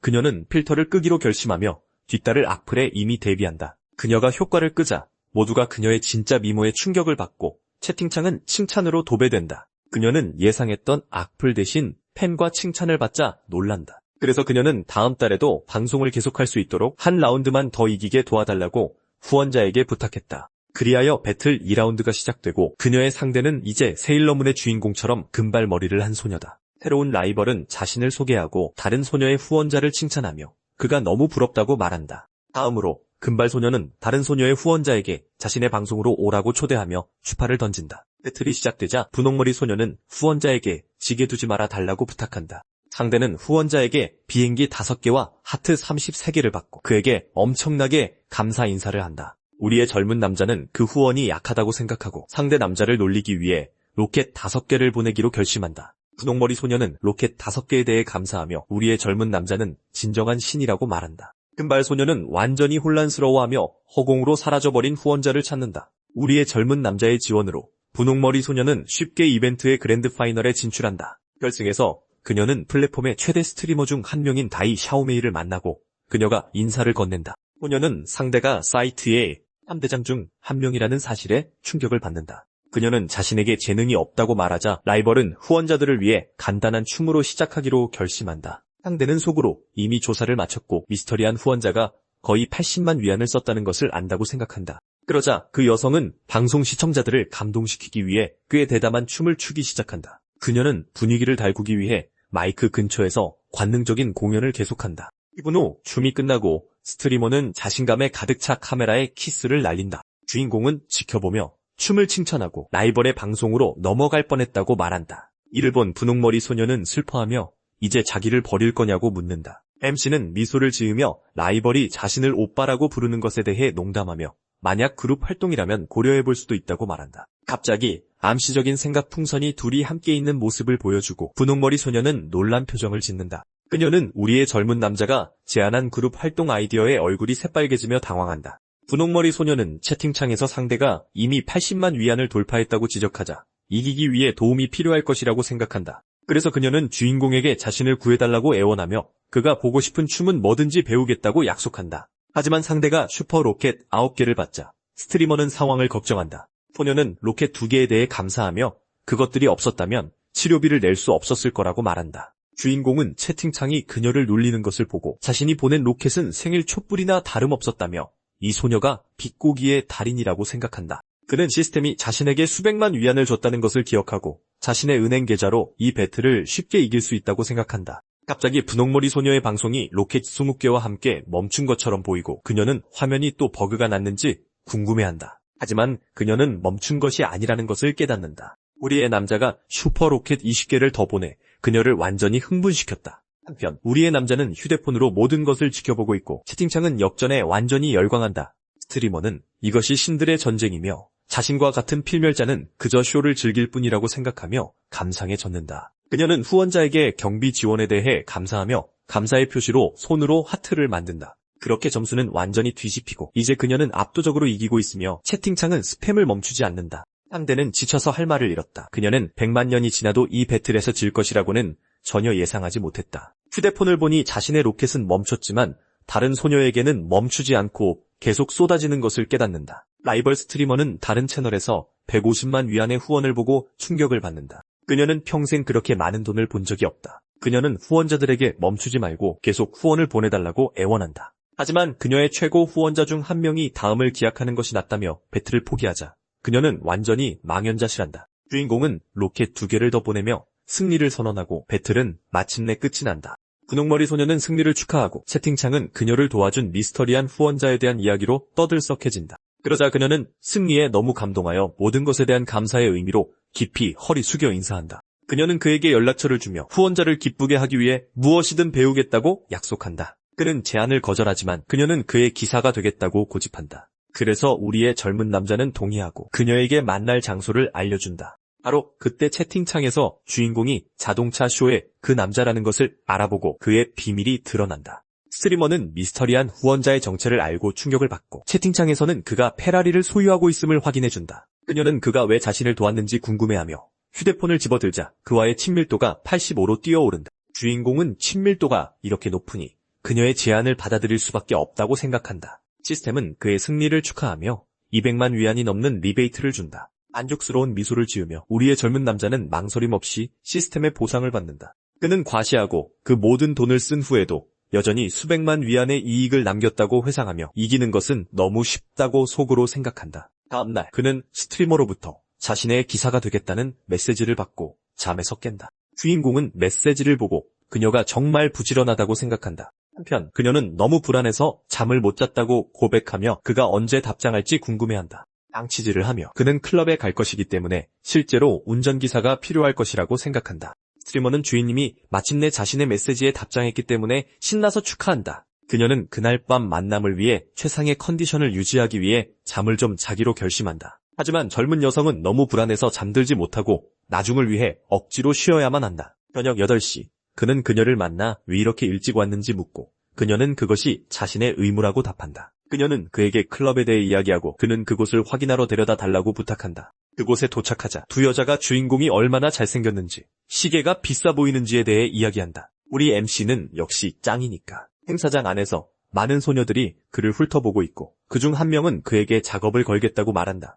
3명의 여성이 그에게 다가와 오늘 밤 즐겁게 노는 법을 가르쳐주겠다고 제안한다. 갑자기 토끼 의상을 입은 소녀가 비틀거리며 그의 품에 절묘하게 쓰러진다. 그녀는 사과하고 감사 인사를 하고 우리의 젊은 남자는 아직 입구도 통과하지 않았는데 꽤 격렬하다고 생각한다. 다른 두 소녀는 그 장면을 지켜보며 MC를 개인실로 데려가 재미를 볼 계획을 세운다. 스트리머는 주인공이 아름다운 여성들에게 둘러싸이는 것을 멀리서 지켜보며 무슨 말을 해야 할지 모른다. 스트리머는 주인공이 아름다운 여성들에게 둘러싸이는 것을 멀리서 지켜본다. 그녀는 가슴에 통증을 느끼고 이 상황을 단 1초도 더 견딜 수 없다고 결심한다. 그러자 그녀는 군중을 해치고 나아가 주인공의 손을 잡고 그는 매우 놀란다. 그리고 그녀는 그가 이미 임자가 있다고 모두에게 알리고 다른 소녀들은 그녀의 대담한 행동에 완전히 충격을 받는다. 그렇게 다른 여성들은 실망하며 파티에서 다른 타겟을 찾겠다며 떠나간다. 그녀를 더 가까이 끌어당기며 묻는다. 내가 언제부터 임자가 있었지?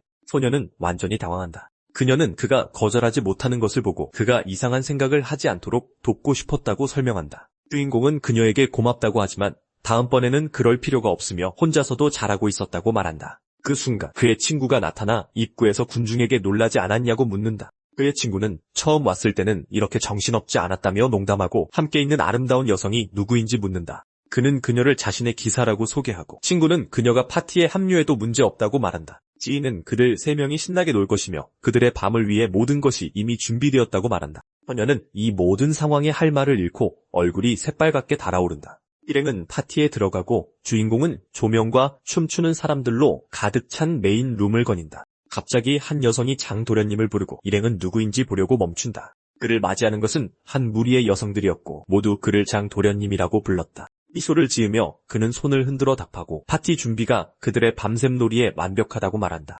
친구는 매니저에게 파티를 시작하기 위해 비싼 술 2병을 가져오라고 요청했다. 이에 스트리머는 눈에 띄게 감명받으며 그 술은 온라인 영상으로만 봤다고 말한다. MC는 친구에게 농담으로 그 술은 저녁으로 먹은 생선에 비하면 아무것도 아니라고 말한다. 지인은 소녀들에게 주인공의 저녁 식사가 무려 300만 위안이었다고 밝힌다. 여성들은 터무니없는 식사 가격에 완전히 경악하며 자신들이 들은 것을 믿지 못한다. 바로 그 후 토끼 의상을 입은 몇몇 웨이트리스가 일행의 테이블로 음료를 가져온다. 술이 잔에 따라지고 일행의 파티는 마침내 본격적으로 시작된다. 샤오칭이라는 젊은 여성이 주인공과 건배하고 시스템은 이 기회를 이용해 그녀의 수습을 분석한다. MC는 그녀의 높은 능력치에 놀라며 그녀가 1급 희귀품이라고 속으로 생각한다. 그 사람은 잔을 부딪히고 클럽에서 밤을 즐길 준비를 한다. 장면이 펼쳐지는 것을 보며 스트리머는 다시 한번 가슴에 이상하게 조여오는 숨막히는 느낌을 받는다. 그녀는 왜 자신의 가장 큰 후원자가 지금 다른 여자와 있는지 질투심을 느끼고 바로 다가가 주인공에게도 건배를 제안한다. 주인공은 스트리머에게 음료를 권하며 긴 밤을 보냈으니 긴장을 풀라고 말한다. 그녀는 아직 운전해야 한다며 거절하고 그는 그녀가 아직 감당할 수 있다고 생각하는지 물으며 놀린다. 그는 더 가까이 다가가 잘 안 보이는 것 같으니 더 잘 보고 싶냐고 묻는다. 주인공은 오늘 밤의 주된 목표는 다른 소녀이므로 지금은 스트리머를 제쳐둬야 한다고 속으로 생각한다. 바로 그때 샤오칭이 일어나 잠시 춤추러 가겠지만 나중에 그와 한잔하러 돌아오겠다고 말한다. MC는 스트리머의 팔을 감싸고 돌아오면 그녀를 더 잘 보게 해달라고 말한다. 그녀는 스트리머는 얌전하고 겸손해야 한다고 생각하며 완전히 당황한다. 그러자 그녀는 그를 밀치며 자신이 그렇게 쉬운 여자인 줄 아냐고 묻는다. 그는 자신에게 수백만 위안을 썼는데 이제 와서 튕긴다고 생각하며 짜증이 난다. 주인공은 일어나고 스트리머는 그의 반응에 완전히 혼란스러워하며 그 자리에 앉아있다. 여러분, 진심으로 그녀는 우리 교연이 바보인 줄 아나 봐요. 그러자 우리의 남자는 댄스 플로어를 바라보고 그곳에서는 샤오칭과 다른 젊은 여성이 폴댄스를 추고 있다. 샤오칭은 관능적으로 춤을 추고 그에게 자신의 공연이 어땠는지 묻는다. 다른 소녀도 다가와 자신의 춤 동작에 대한 의견을 묻는다. 주인공은 둘 다 칭찬하며 매우 활기찼고 심지어 그의 친구도 그들의 공연에 박수를 쳤다고 말한다. 빨간 옷을 입은 소녀는 그에게 더 가까이 다가가 그를 더 잘 알고 싶다고 말한다. 빨간 드레스를 입은 소녀는 우리 MC에게 더 가까이 다가가 그의 말을 듣는 것만으로도 흥분된다고 말한다. 다른 소녀도 더 가까이 다가온다. 그녀는 잔이 편애할 수 없다며 자신도 그의 친구를 너무나 알고 싶어 한다고 말한다. 양팔에 두 여자를 끼고 우리 MC는 여자가 있는 곳에는 전쟁이 있다고 속으로 생각한다. 한 명은 그에게 취미가 뭐냐고 묻고 다른 한 명은 그냥 집에 머물며 영화나 보고 싶다고 끼어든다. 짱은 폭풍의 한가운데에 갇힌 기분이고 제정신이 얼마나 오래 갈지 몰라. 그냥 그 아이디어가 마음에 든다며 나중에 셋이서 함께 영화를 볼 수 있다고 말한다. 왜냐하면 많을수록 즐거우니까. 그룹 전체가 우리 MC에게 건배한다. 그의 친구와 교연은 소녀들이 장의 유머 감각을 칭찬하는 것을 그저 지켜본다. 금발 친구는 장을 형이라고 부르며 건배하려고 한다. 한편 교연은 끼어들려 하지만 한마디도 꺼내지 못한다. 2명의 새로운 소녀는 장에게 더 가까이 다가가며 둘 다 그와 건배하고 싶다고 말한다. 둘째, 교연은 꽤 삐져서 자신이 쉬운 여자가 아니라고 말했기 때문에 그가 자신을 무시하는지 궁금해한다. 그녀는 자신이 쉽지 않더라도 그가 실제로 진지한 것을 제안했다면 고려했을 것이라고 계속 생각한다. 꾀연은 무슨 일이 일어날 것을 알고 밤을 준비해왔기 때문에 분노한다. 하지만 이런 일을 해본 적이 없어서 무슨 말을 해야 할지, 뭘 해야 할지 몰랐고 그가 조금 더 시간을 주지 않아 실망했다. 장은 계획이 완벽하게 성공했다고 속으로 생각한다. 꾀연의 점수는 90점에 도달하여 그가 원했던 정확한 한계에 이르렀다. 다음 2시간 동안 그는 두 소녀와 술을 마시고 농담했다. 그는 꾀연에게 단 1초도 관심을 주지 않았다. 그리고 그렇게 갈 시간이 되었다. 우리 MC의 친구가 작별 인사를 하고 소녀 중 한 명은 다음번에는 그 영화를 보기 위해 파티를 계속할 것이라고 말한다. 길 건너편에서 꾀연이 차 안에서 손을 흔들며 사장님, 여기에요 라고 외친다. 작은 택시 문을 열고 두 소녀를 차 안에 태운다. 차 안에서 두 소녀는 완전히 혼란스러운 표정이고 우리 MC는 그들에게 미소를 지을 뿐 그녀들은 무슨 일이 일어나고 있는지 전혀 모른다. 얼굴에 미소를 띤 채 그는 택시 문을 닫고 놀란 두 사람을 안에 남겨둔다. 그는 운전사에게 두꺼운 현금 뭉치를 건네며 우리 MC는 두 소녀를 안전하게 집에 데려다주고 잔돈은 가지라고 말하며 그녀들이 무사히 도착하는지 확인해달라고 한다. 택시는 떠나고 장은 차가 멀어지는 것을 보며 길 한가운데에 홀로 남는다. 택시 안에서 두 소녀는 그의 이름을 소리친다. 그들은 도대체 무슨 일이 일어나고 있는지 궁금해한다. 우리 MC는 꾀연의 차로 걸어간다. 그는 그녀에게 그냥 앉아서 뭐 하고 있냐고 자신의 대리운전 기사냐고 묻는다. 30분 후 호텔 방에서 장은 소녀에게 질문한다. 왜 자기 방에 들어왔는지 알고 싶어한다. 꾀연은 이미 너무 늦었고 택시를 잡기 위험하다고 말하며 오늘 밤 여기서 자도 되는지 묻는다. 그녀에게 택시비를 송금하면서 장은 그녀를 놀린다. 방금 그런 쉬운 여자가 아니라고 말하지 않았냐고 묻는다. 스트리머는 완전히 당황하며 그건 그냥 해본 말이었다고 하고 우리 MC는 그녀에게 택시를 불러 집에 가라고 말한다. 꾀연은 떠나기를 거부합니다. 그녀는 방에서 장에게 다가가 어디에도 가지 않겠다고 말합니다. 그러자 장은 가지 않아도 괜찮다고 말합니다. 그는 거기에 방이 많으니 원하는 방을 고르면 된다고 말합니다. 은옥머리 소녀는 그냥 그와 같이 자면 안 되냐고 묻습니다. 침대가 너무 크니 장은 낯선 사람과 자는데 익숙하지 않다고 대답합니다. 스트리머는 침대에 앉아 모든 것이 계획대로 되어가고 있다고 생각합니다. 마지막으로 살짝 밀어붙이기만 하면 된다고 자신이 움직이지 않으면 그도 움직이지 않을 거라고 생각합니다. 그들의 발이 가까워지는 것을 보니 긴 밤이 될 것 같습니다. 갑자기 꾀연이 바닥에 주저앉아 울기 시작합니다. 장이 왜 우냐고 묻자 소녀는 자기가 싫으냐고 묻습니다. 처음엔 다 괜찮았는데 같이 자고 싶다고 하니 거절당했기 때문입니다.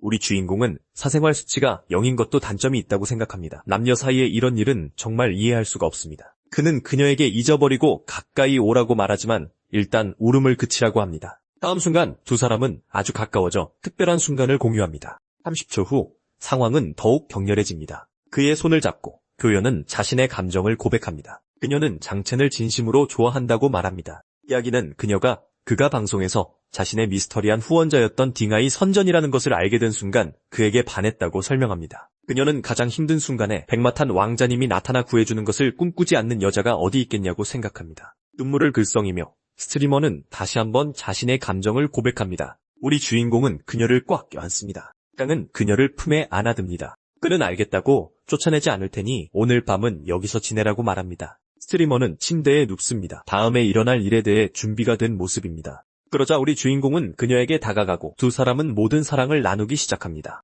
그렇게 두 사랑꾼은 작은 천사들과 함께 그 순간을 축하하며 격렬한 밤을 보냅니다. 다음날 사무실, 수완이 유 매니저를 부르며 방으로 들어오는 모습이 보입니다. 책상에 앉아있던 유는 그녀를 알아보고 여기서 뭐 하냐고 묻습니다. 바로 그때 수완은 매니저가 우리 주인공을 아는지 묻고 유는 여행 중에 만났다고 확인해줍니다. 유는 그와 계약을 준비 중이며 수완이 서두를 필요가 없다고 설명합니다. 수완은 이 사실에 충격을 받고 매니저가 정말 일을 그만둘 거냐고 묻습니다. 유는 우리 주인공의 회사로 갈 것이며 수완이 소속사의 첫 번째 아티스트가 될 것이라고 확인해줍니다. 이 말을 들은 수완은 우리 주인공의 회사가 이제 막 생긴 신생회사인데 정말 그를 믿느냐고 묻습니다. 유는 우리 주인공이 믿을 만한 사람이기 때문에 100% 신뢰한다고 말합니다. 수완은 여전히 혼란스러워하며 매니저가 왜 주인공을 그렇게까지 믿는지 혼자 궁금해합니다. 갑자기 한 직원이 뛰어들어와 프런트 데스크에서 아래층에 깜짝 선물이 기다리고 있다고 전화가 왔다고 알립니다. 유는 즉시 그에게 무엇이든 거절하라고 말하며 누구에게서도 꽃이나 선물을 받고 싶지 않다고 말합니다.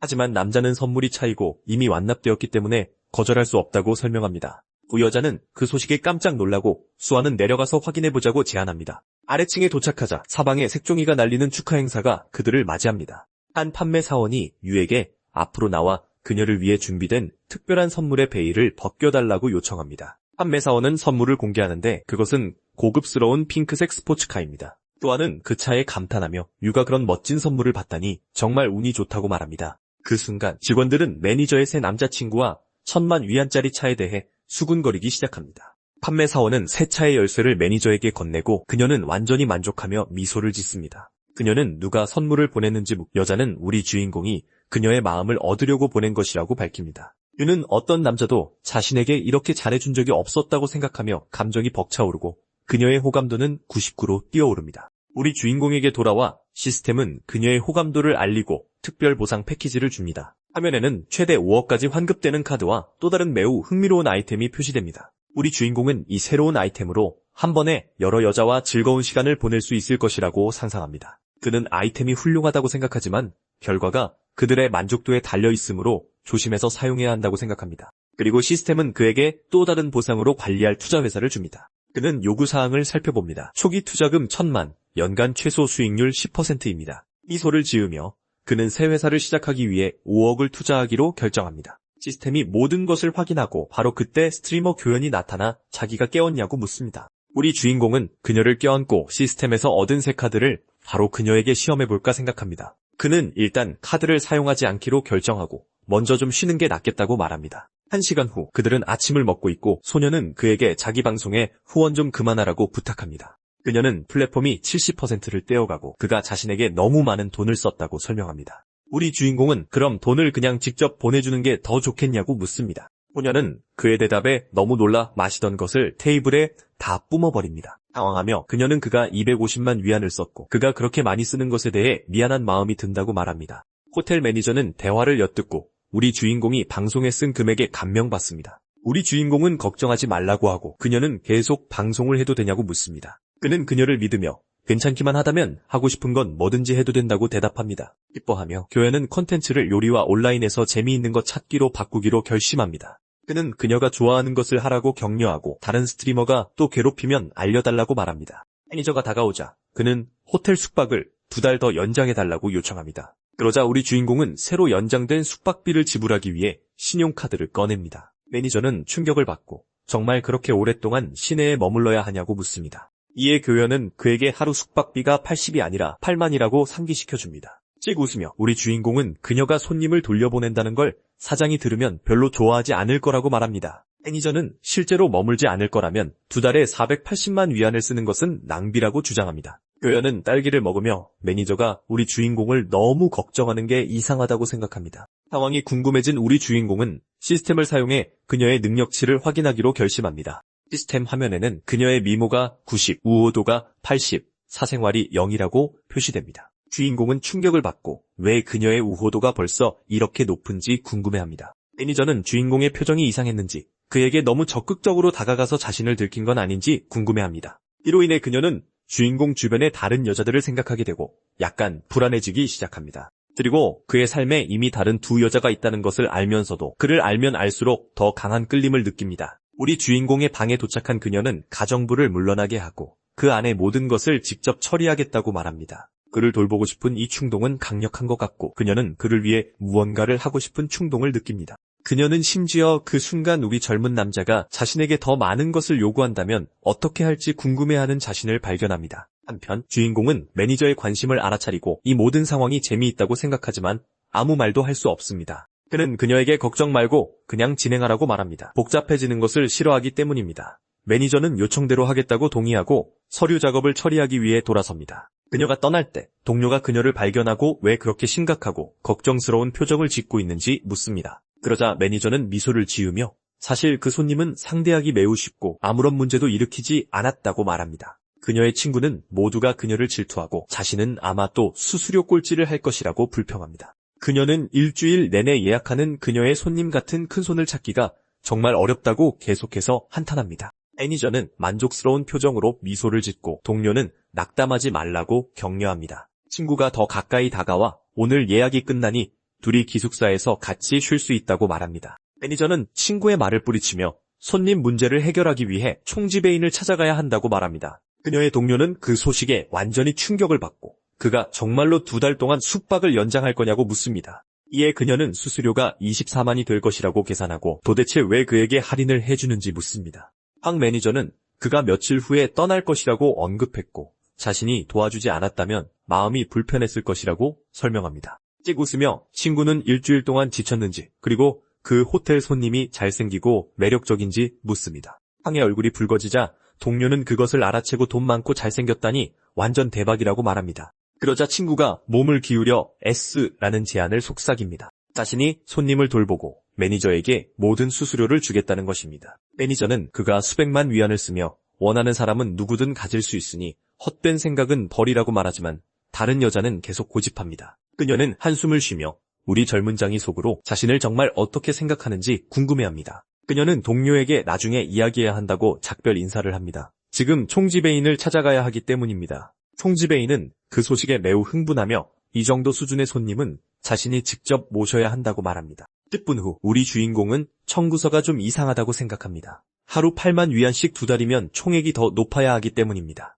그때 시스템은 그가 환급카드를 사용한 것을 축하하며 3억 8천만 위안을 받았다고 알려줍니다. 바로 그때 누군가 문을 두드리고 그는 문구멍을 통해 총지배인이 다른 두 사람과 함께 자신을 찾아온 것을 봅니다. 주인공이 문을 열자 남자는 명함을 건네며 자신을 소개하고 그의 신뢰에 감사하다고 말합니다. 총지배인은 황 매니저의 할인 덕분에 우리 주인공이 이제 슈퍼 VIP 혜택과 영구 20% 할인을 받게 될 것이라고 알립니다. 우리 젊은 남자는 그것이 할인 때문이었음을 깨닫고 매니저의 친절 때문에 환급금 1억을 거의 날릴 뻔했다고 생각합니다. 하지만 그는 그녀가 자신의 수수료까지 깎으려 했다는 것을 생각하며 그 매니저가 좋은 여자의 자질을 가졌다고 생각합니다. 주인공은 총지배인과 악수를 나누며 친구가 되자고 제안하고 남자는 그 자리에서 동의합니다. 그렇게 사장은 매니저에게 그의 새 친구를 잘 돌봐주고 그의 요청을 최우선으로 처리하라고 지시합니다. 총지배인은 더 이상 방해하지 않겠다며 즐거운 시간 보내시길 바란다고 말하며 자리를 뜹니다.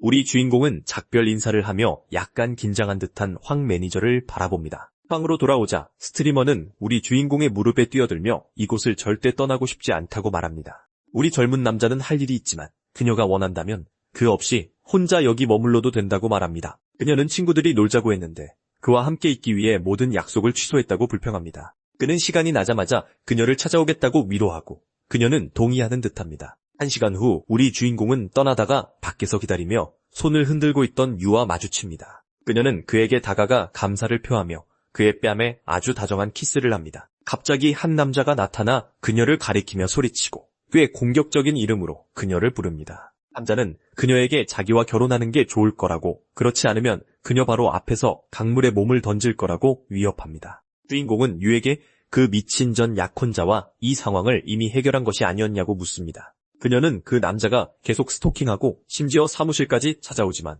주인공을 귀찮게 하고 싶지 않았다고 설명합니다. 전 약혼자는 화를 내며 두 사람이 자기 몰래 만나는 바람 피우는 커플이라고 비난합니다. 그는 우리 주인공에게 그의 헛소리에 신경 쓰지 말고 그냥 떠나자고 부탁합니다. 전 약혼자는 완전히 이성을 잃고 모든 것을 다 말하고 강에 뛰어들겠다며 자신에게 일어나는 일에 대해 그들을 탓하겠다고 위협합니다. 그러더니 그는 앞으로 달려들어 유의 팔을 잡고 그녀는 그의 행동에 완전히 겁에 질립니다. 이것을 본 주인공은 그들 앞에 나서서 공격자에게 즉시 물러서라고 말하며 유를 보호합니다. 경쟁자의 대담함을 본 우리 주인공은 그의 멱살을 잡고 드디어 여기서 된통 당하고 싶은 거냐고 묻습니다. 그는 경비원들을 불러씩 웃으며 자신의 작은 복수 계획을 도와주면 각각 500만 위안을 주겠다고 제안합니다. 우리 주인공은 그들이 경쟁자가 강에 뛰어들려고 한 척하고 일부러 아주 천천히 그를 구조해야 한다고 설명합니다. 그 하구는 공황 상태에 빠져 장첸이 대낮에 청부살인업자를 고용하려는 것이냐고 묻습니다. 안전이 어리둥절한 경비원들은 혼란스러워하며 우리 주인공이 그런 미친 제안으로 장난치는 거냐고 묻습니다. 장첸은 선불로 지불할 수 있다고 말하고 만약 그들 중 누구라도 감옥에 가게 되면 최고의 변호사를 구해주겠다고 약속합니다. 경비원들은 현금의 유혹을 느끼고 잠깐의 감옥 생활로 1,000만 위안을 버는 것은 엄청난 거래라고 생각합니다. 경쟁자는 절박해져서 그들에게 경고하려고 합니다. 누군가를 해치는 것은 매우 심각하고 용서받을 수 없는 범죄라고 말입니다. 남자는 두려움에 뒷걸음질 치려 하지만 경비원들은 그에게 어서 강에 뛰어들어서 일을 끝내게 하라고 소리칩니다. 그는 우리 주인공에게 맞서며 그가 아무것도 할 배짱이 없을 거라고 장담하지만 장첸은 경멸하며 그를 비웃을 뿐입니다. 우리 주인공은 그 자리에서 10만을 제안하고 그 남자를 땅바닥에 기절할 때까지 두들겨 패라고 말합니다. 경비원 중 한 명이 핸드폰을 꺼내고 약속된 돈이 실제로 자신의 은행 계좌에 입금된 것을 보고 충격을 받습니다. 돈을 손에 쥔 경비원들은 경쟁자에게 달려들고 그는 다가오는 구타에 맞서 아무런 기회도 없습니다.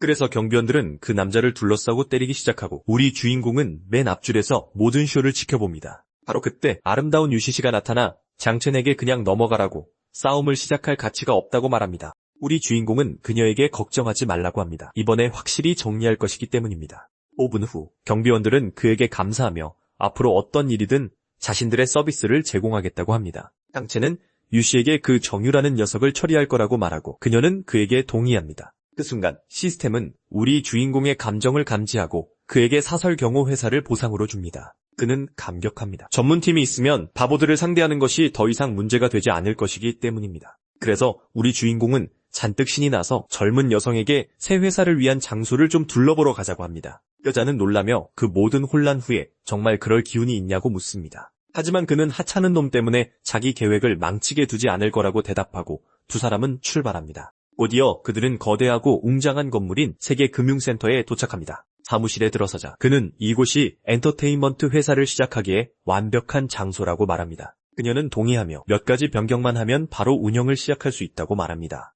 장난기 어린 미소를 지으며 우리 주인공은 금발 여성에게 잠시 자기와 함께 앉자고 합니다. 젊은 여성은 창가로 가서 블라인드를 내려 분위기를 훨씬 더 은밀하게 만듭니다. 그 후 그녀는 매우 도발적인 방식으로 그에게 다가가 그의 앞에 무릎을 꿇습니다. 그리고 두 사람은 새 사무실에서 단둘이 그 순간을 즐기며 훨씬 더 가까워집니다. 우리 주인공은 모르는 척하며 자기는 그냥 잠시 앉자고 했을 뿐인데 뭘 하는 거냐고 묻습니다. 소녀는 그를 바보라고 부르며 계속 그런 척하면 더 이상 그와 말하지 않을 거라고 말합니다. 그녀는 상황을 역전시켜 이 상황을 해결하기 위해 자신이 그의 위에 앉는 것을 더 선호하는지 묻습니다. 우리 주인공은 얼굴에 미소를 띤 채 그 순간 그녀를 가장 행복하게 만드는 일이라면 뭐든지 해도 된다고 대답합니다. 그 말에 분위기는 더욱 뜨거워집니다. 그는 그녀를 더 가까이 끌어당겨 그들 사이의 순간을 더욱 강렬하게 만듭니다. 금발 여성은 그 상황을 정말 즐기고 있는 것 같고 그 특별한 순간의 매초를 음미합니다. 그가 빌라로 돌아오자 매니저가 그를 맞이하며 저녁 식사나 목욕을 원하는지 묻습니다.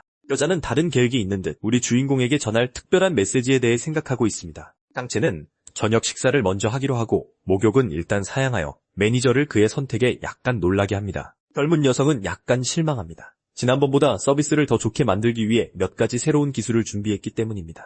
다른 선택의 여지가 없어 매니저는 우리 주인공에게 저녁 식사를 제공하고 그는 평화롭게 식사를 즐깁니다. 그는 그녀에게 오늘은 그렇게 적극적으로 나설 날이 아니었지만 다음 기회는 항상 있다고 놀립니다. 다음 날 자동차 행사에서 그는 경매에서 만났던 친구와 마주칩니다. 친구는 그를 보고 놀라며 인사합니다. 바로 그때 다른 남자가 멋진 여성과 함께 도착하여 수다를 떨고 있던 무리에게 인사합니다. 금발 친구는 그 여성의 아름다움에 넋을 잃고 그녀의 몸매가 영화배우 같다고 말합니다. 우리 주인공은 그 여성이 조인이라는 것을 알아보고 그녀가 그 행사에 있는 것을 정말 슬퍼하는 것처럼 보인다는 것을 알아차립니다. 갑자기 한 소름 끼치는 남자가 낮은 각도에서 그녀의 사진을 찍기 시작하고 여성은 그 상황에 매우 불편해합니다. 그 쓰레기는 심지어 그녀를 조롱하며 그렇게 입으면 자기가 원하는 사진은 뭐든지 찍을 수 있다고 말합니다. 그리고 그녀가 할 수 있는 것은 아무것도 없습니다. 우리 주인공은 이것과 그 남자가 자신의 어린 시절 친구에 대해 완전히 존중하지 않는 것을 보고 격분합니다. 그래서 망설임 없이 장첸은 그 남자에게 돌진하여 강한 발차기를 날려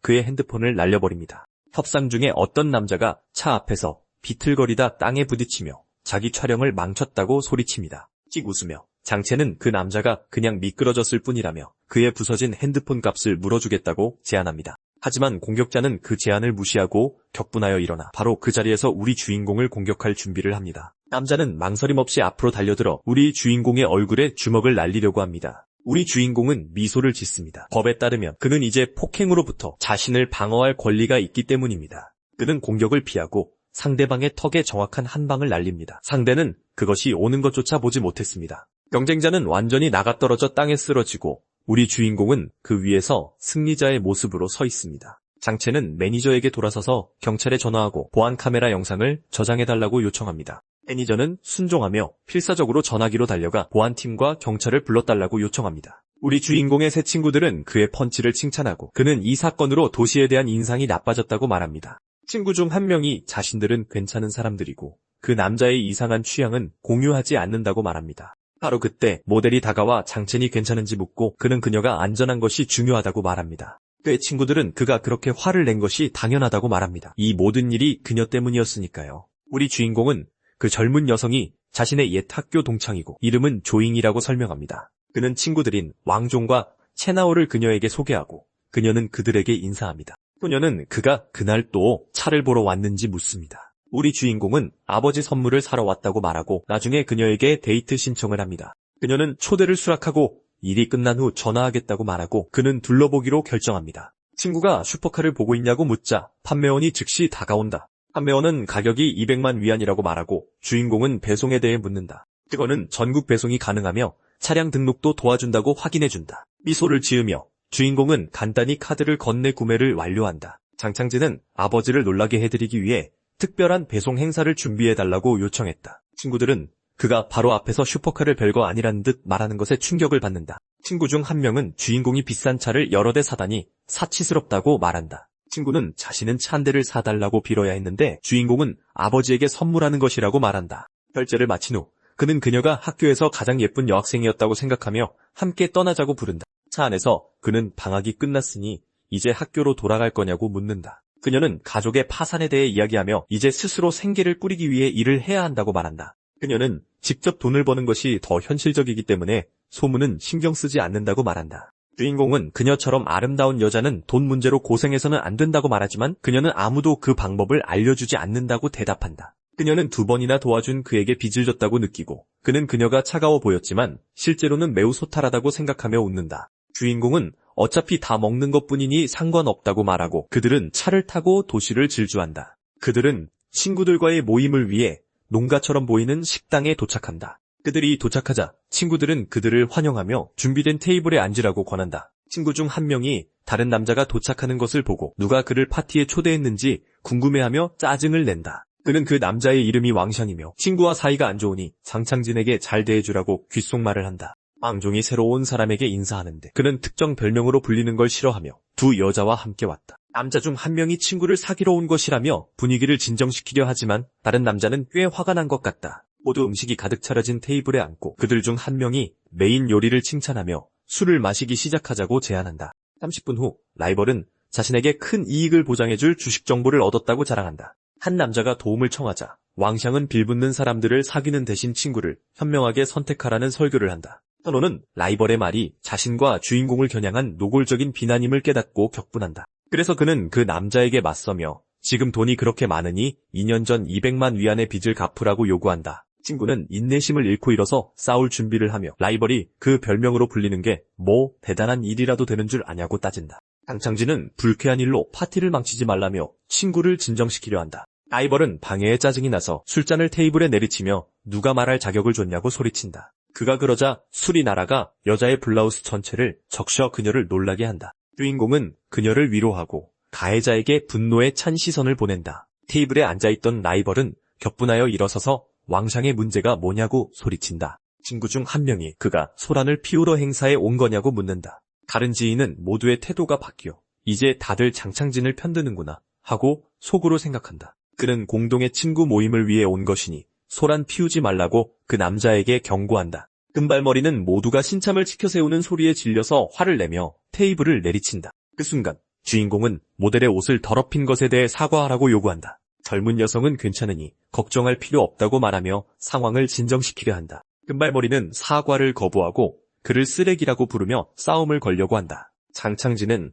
망설임 없이 참견쟁이 금발머리의 뺨을 힘껏 후려친다. 그는 순식간에 그 남자를 자신의 샌드백으로 만들고 반대쪽 뺨도 한 대 더 때린다. 주인공은 그가 정말 자신을 그런 모욕을 당하고도 가만히 있을 호구로 생각하는지 궁금해한다. 가해자는 고통에 충격을 받고 감히 자신을 때렸냐며 화를 낸다. 장창진은 그 뺨을 맞았으니 신경과 의사를 만나보는 게 좋겠다고 비꼬며 말한다. 이성을 잃은 금발의 바보는 의자를 집어들어 장창진을 공격하고 친구는 주인공에게 조심하라고 소리친다. 하지만 주인공은 의자를 바로 걷어차서 그 양아치의 얼굴로 날려보낸다. 친구 중 한 명이 쓰러진 가해자에게 자업자득이라며 꺼지라고 말한다. 하지만 그 양아치는 도움을 받아 일어나서는 이게 끝이 아니라고 장창진을 위협한다. 장창진은 그 바보의 배경에 대해 묻고 그의 가족이 식품 사업을 한다는 것을 알게 된다. 미소를 지으며 그는 라이벌의 가족이 정말 얼마나 유능한지 곧 보게 될 것이라고 생각한다. 그러자 모델이 자신이 문제를 일으켰는지 묻지만 그는 아무것도 아니라며 함께 떠나자고 한다. 장창진은 친구들에게 술은 충분히 마셨으니 이제 갈 시간이라고 말하며 작별 인사를 한다.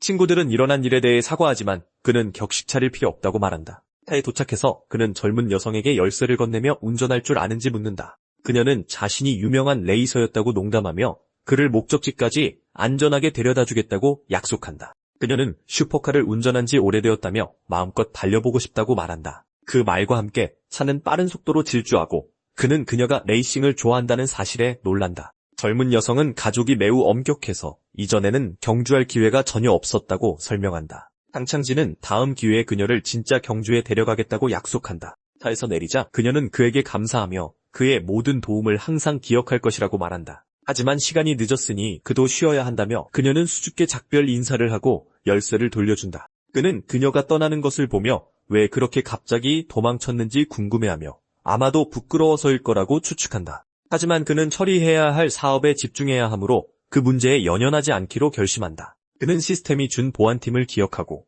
그들의 실력을 시험해보기로 결심한다. 바로 그때 그는 온라인에서 발냄새 나는 절인 배추에 대한 기이한 뉴스를 우연히 발견한다. 침대에 누워 주인공은 왕좌 가족의 식품 안전 문제가 인터넷에서 급속도로 퍼졌다는 것을 발견한다. 잠시 후 친구 중 한 명이 전화해서 라이벌 가족의 불량 제품이 폭로되었다고 알려준다. 장창진은 알고 있다고 확인하며 심지어 썩은 원재료까지 드러났다고 덧붙인다. 공급업체들이 제품을 회수하면서 회사의 평판은 완전히 무너졌다. 친구는 전날 주인공이 했던 말을 기억한다. 그는 그 금발 바보네 집안이 정말 어떤 놈들인지 한번 봐야겠어 라는 말을 떠올린다. 친구는 왕씨 집안이 이 일로 막대한 손실을 입을 것이라며 충격을 받아 말한다. 상대방도 동의하며 처음부터 장창진이 평범한 사람이 아니라는 것을 알았다고 말한다. 한편 왕씨 집안에서는 라이벌의 아버지가 필사적으로 전화를 하며 위기를 수습하려 하고 있다. 남자는 누가 자기 사업을 망치려 하는지 궁금해하며 맹렬히 전화를 끊는다. 그의 아들이 다가와 아빠에게 무슨 일로 그렇게 걱정하시냐고 묻는다. 바로 그때 아버지는 아들의 부은 얼굴을 보고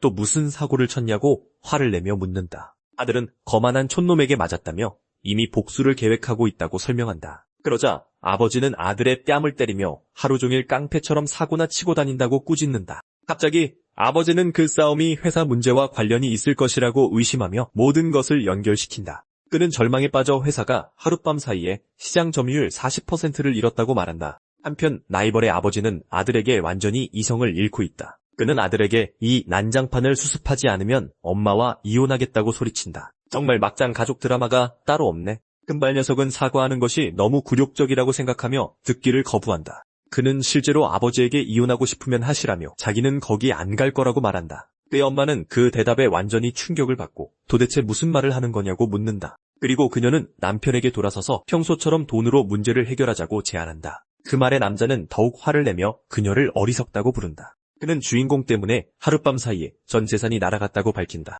아버지는 이 문제를 해결하지 않으면 영원히 집을 나갈 것이라고 소리치며 뛰쳐나간다. 이제 아이는 공황 상태에 빠져 엄마에게 어떻게 해야 하냐고 묻는다. 그의 엄마는 그를 붙잡고 주인공에게 가서 용서를 빌라고 강요한다. 그녀는 아빠의 지갑이 없으면 둘 다 완전히 끝장이라고 말한다. 한편 장창진은 보고를 들으며 아침 식사를 하고 있다. 황유는 왕씨 집안이 이미 1억 위안의 자산을 잃었다고 알려준다. 바로 그 후 집사가 다가와 커피는 즐거웠는지 묻는다. 주인공은 미소를 지으며 식사를 칭찬하지만 그의 옷을 갈아입힌 사람이 그녀인지 묻는다. 나중에 황유는 주인공이 여배우 수환과 함께 도착하는 것을 보고 그의 관심을 끌기 위해 더 적극적으로 나서야겠다고 생각한다. 살짝 얼굴을 붉히며 집사는 사장님의 마음을 사로잡기로 결심한 듯 보인다. 집안에서 그녀는 장창진에게 회복을 돕는 음료를 권한다. 하지만 그는 소파에서 잠이 든 것 같고 그녀는 그가 이미 깊이 잠들었는지 궁금해한다. 황유는 소파가 그에게 좋은 자리가 아니라고 판단하고 그가 침대로 가도록 돕는다. 그에게서 파티 냄새가 나자 그녀는 주인공의 옷을 갈아입히는 것이 낫겠다고 생각한다.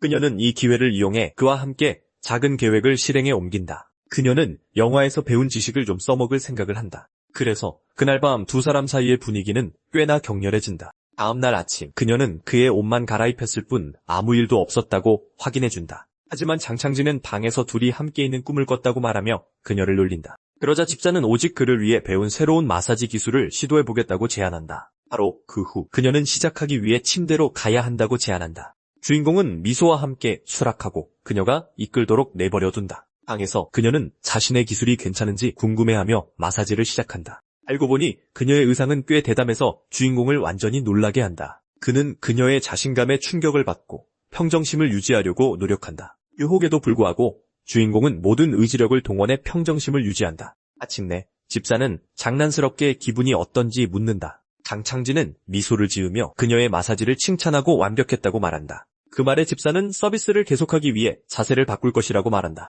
그리고 그녀는 침대 위에서 분명히 주인공에게 어떤 신호를 보내는 방식으로 자세를 고쳐 앉는다. 그녀는 그것에 대해 약간 부끄러워하는 것처럼 보이지만 어쨌든 대담한 계획을 고수한다. 그래서 그는 그 장면이 아까 꾼 꿈과 아주 비슷해 보인다고 말한다. 그러자 황유는 그에게 끝까지 갈 생각이 있는지 묻는다. 주인공은 지금 그녀가 원하는 것은 무엇이든 할 준비가 되었다고 말하며 예라고 대답한다. 그것은 그들이 격렬하게 키스하는 것으로 이어지고 그녀는 장난스럽게 그를 약간 개구쟁이라고 부른다. 방 안의 온도가 올라가고 집사는 그 상황을 정말 즐기는 것 같다. 다른 곳에서는 경매 라이벌이 여자친구와 함께 호텔에 나타난다.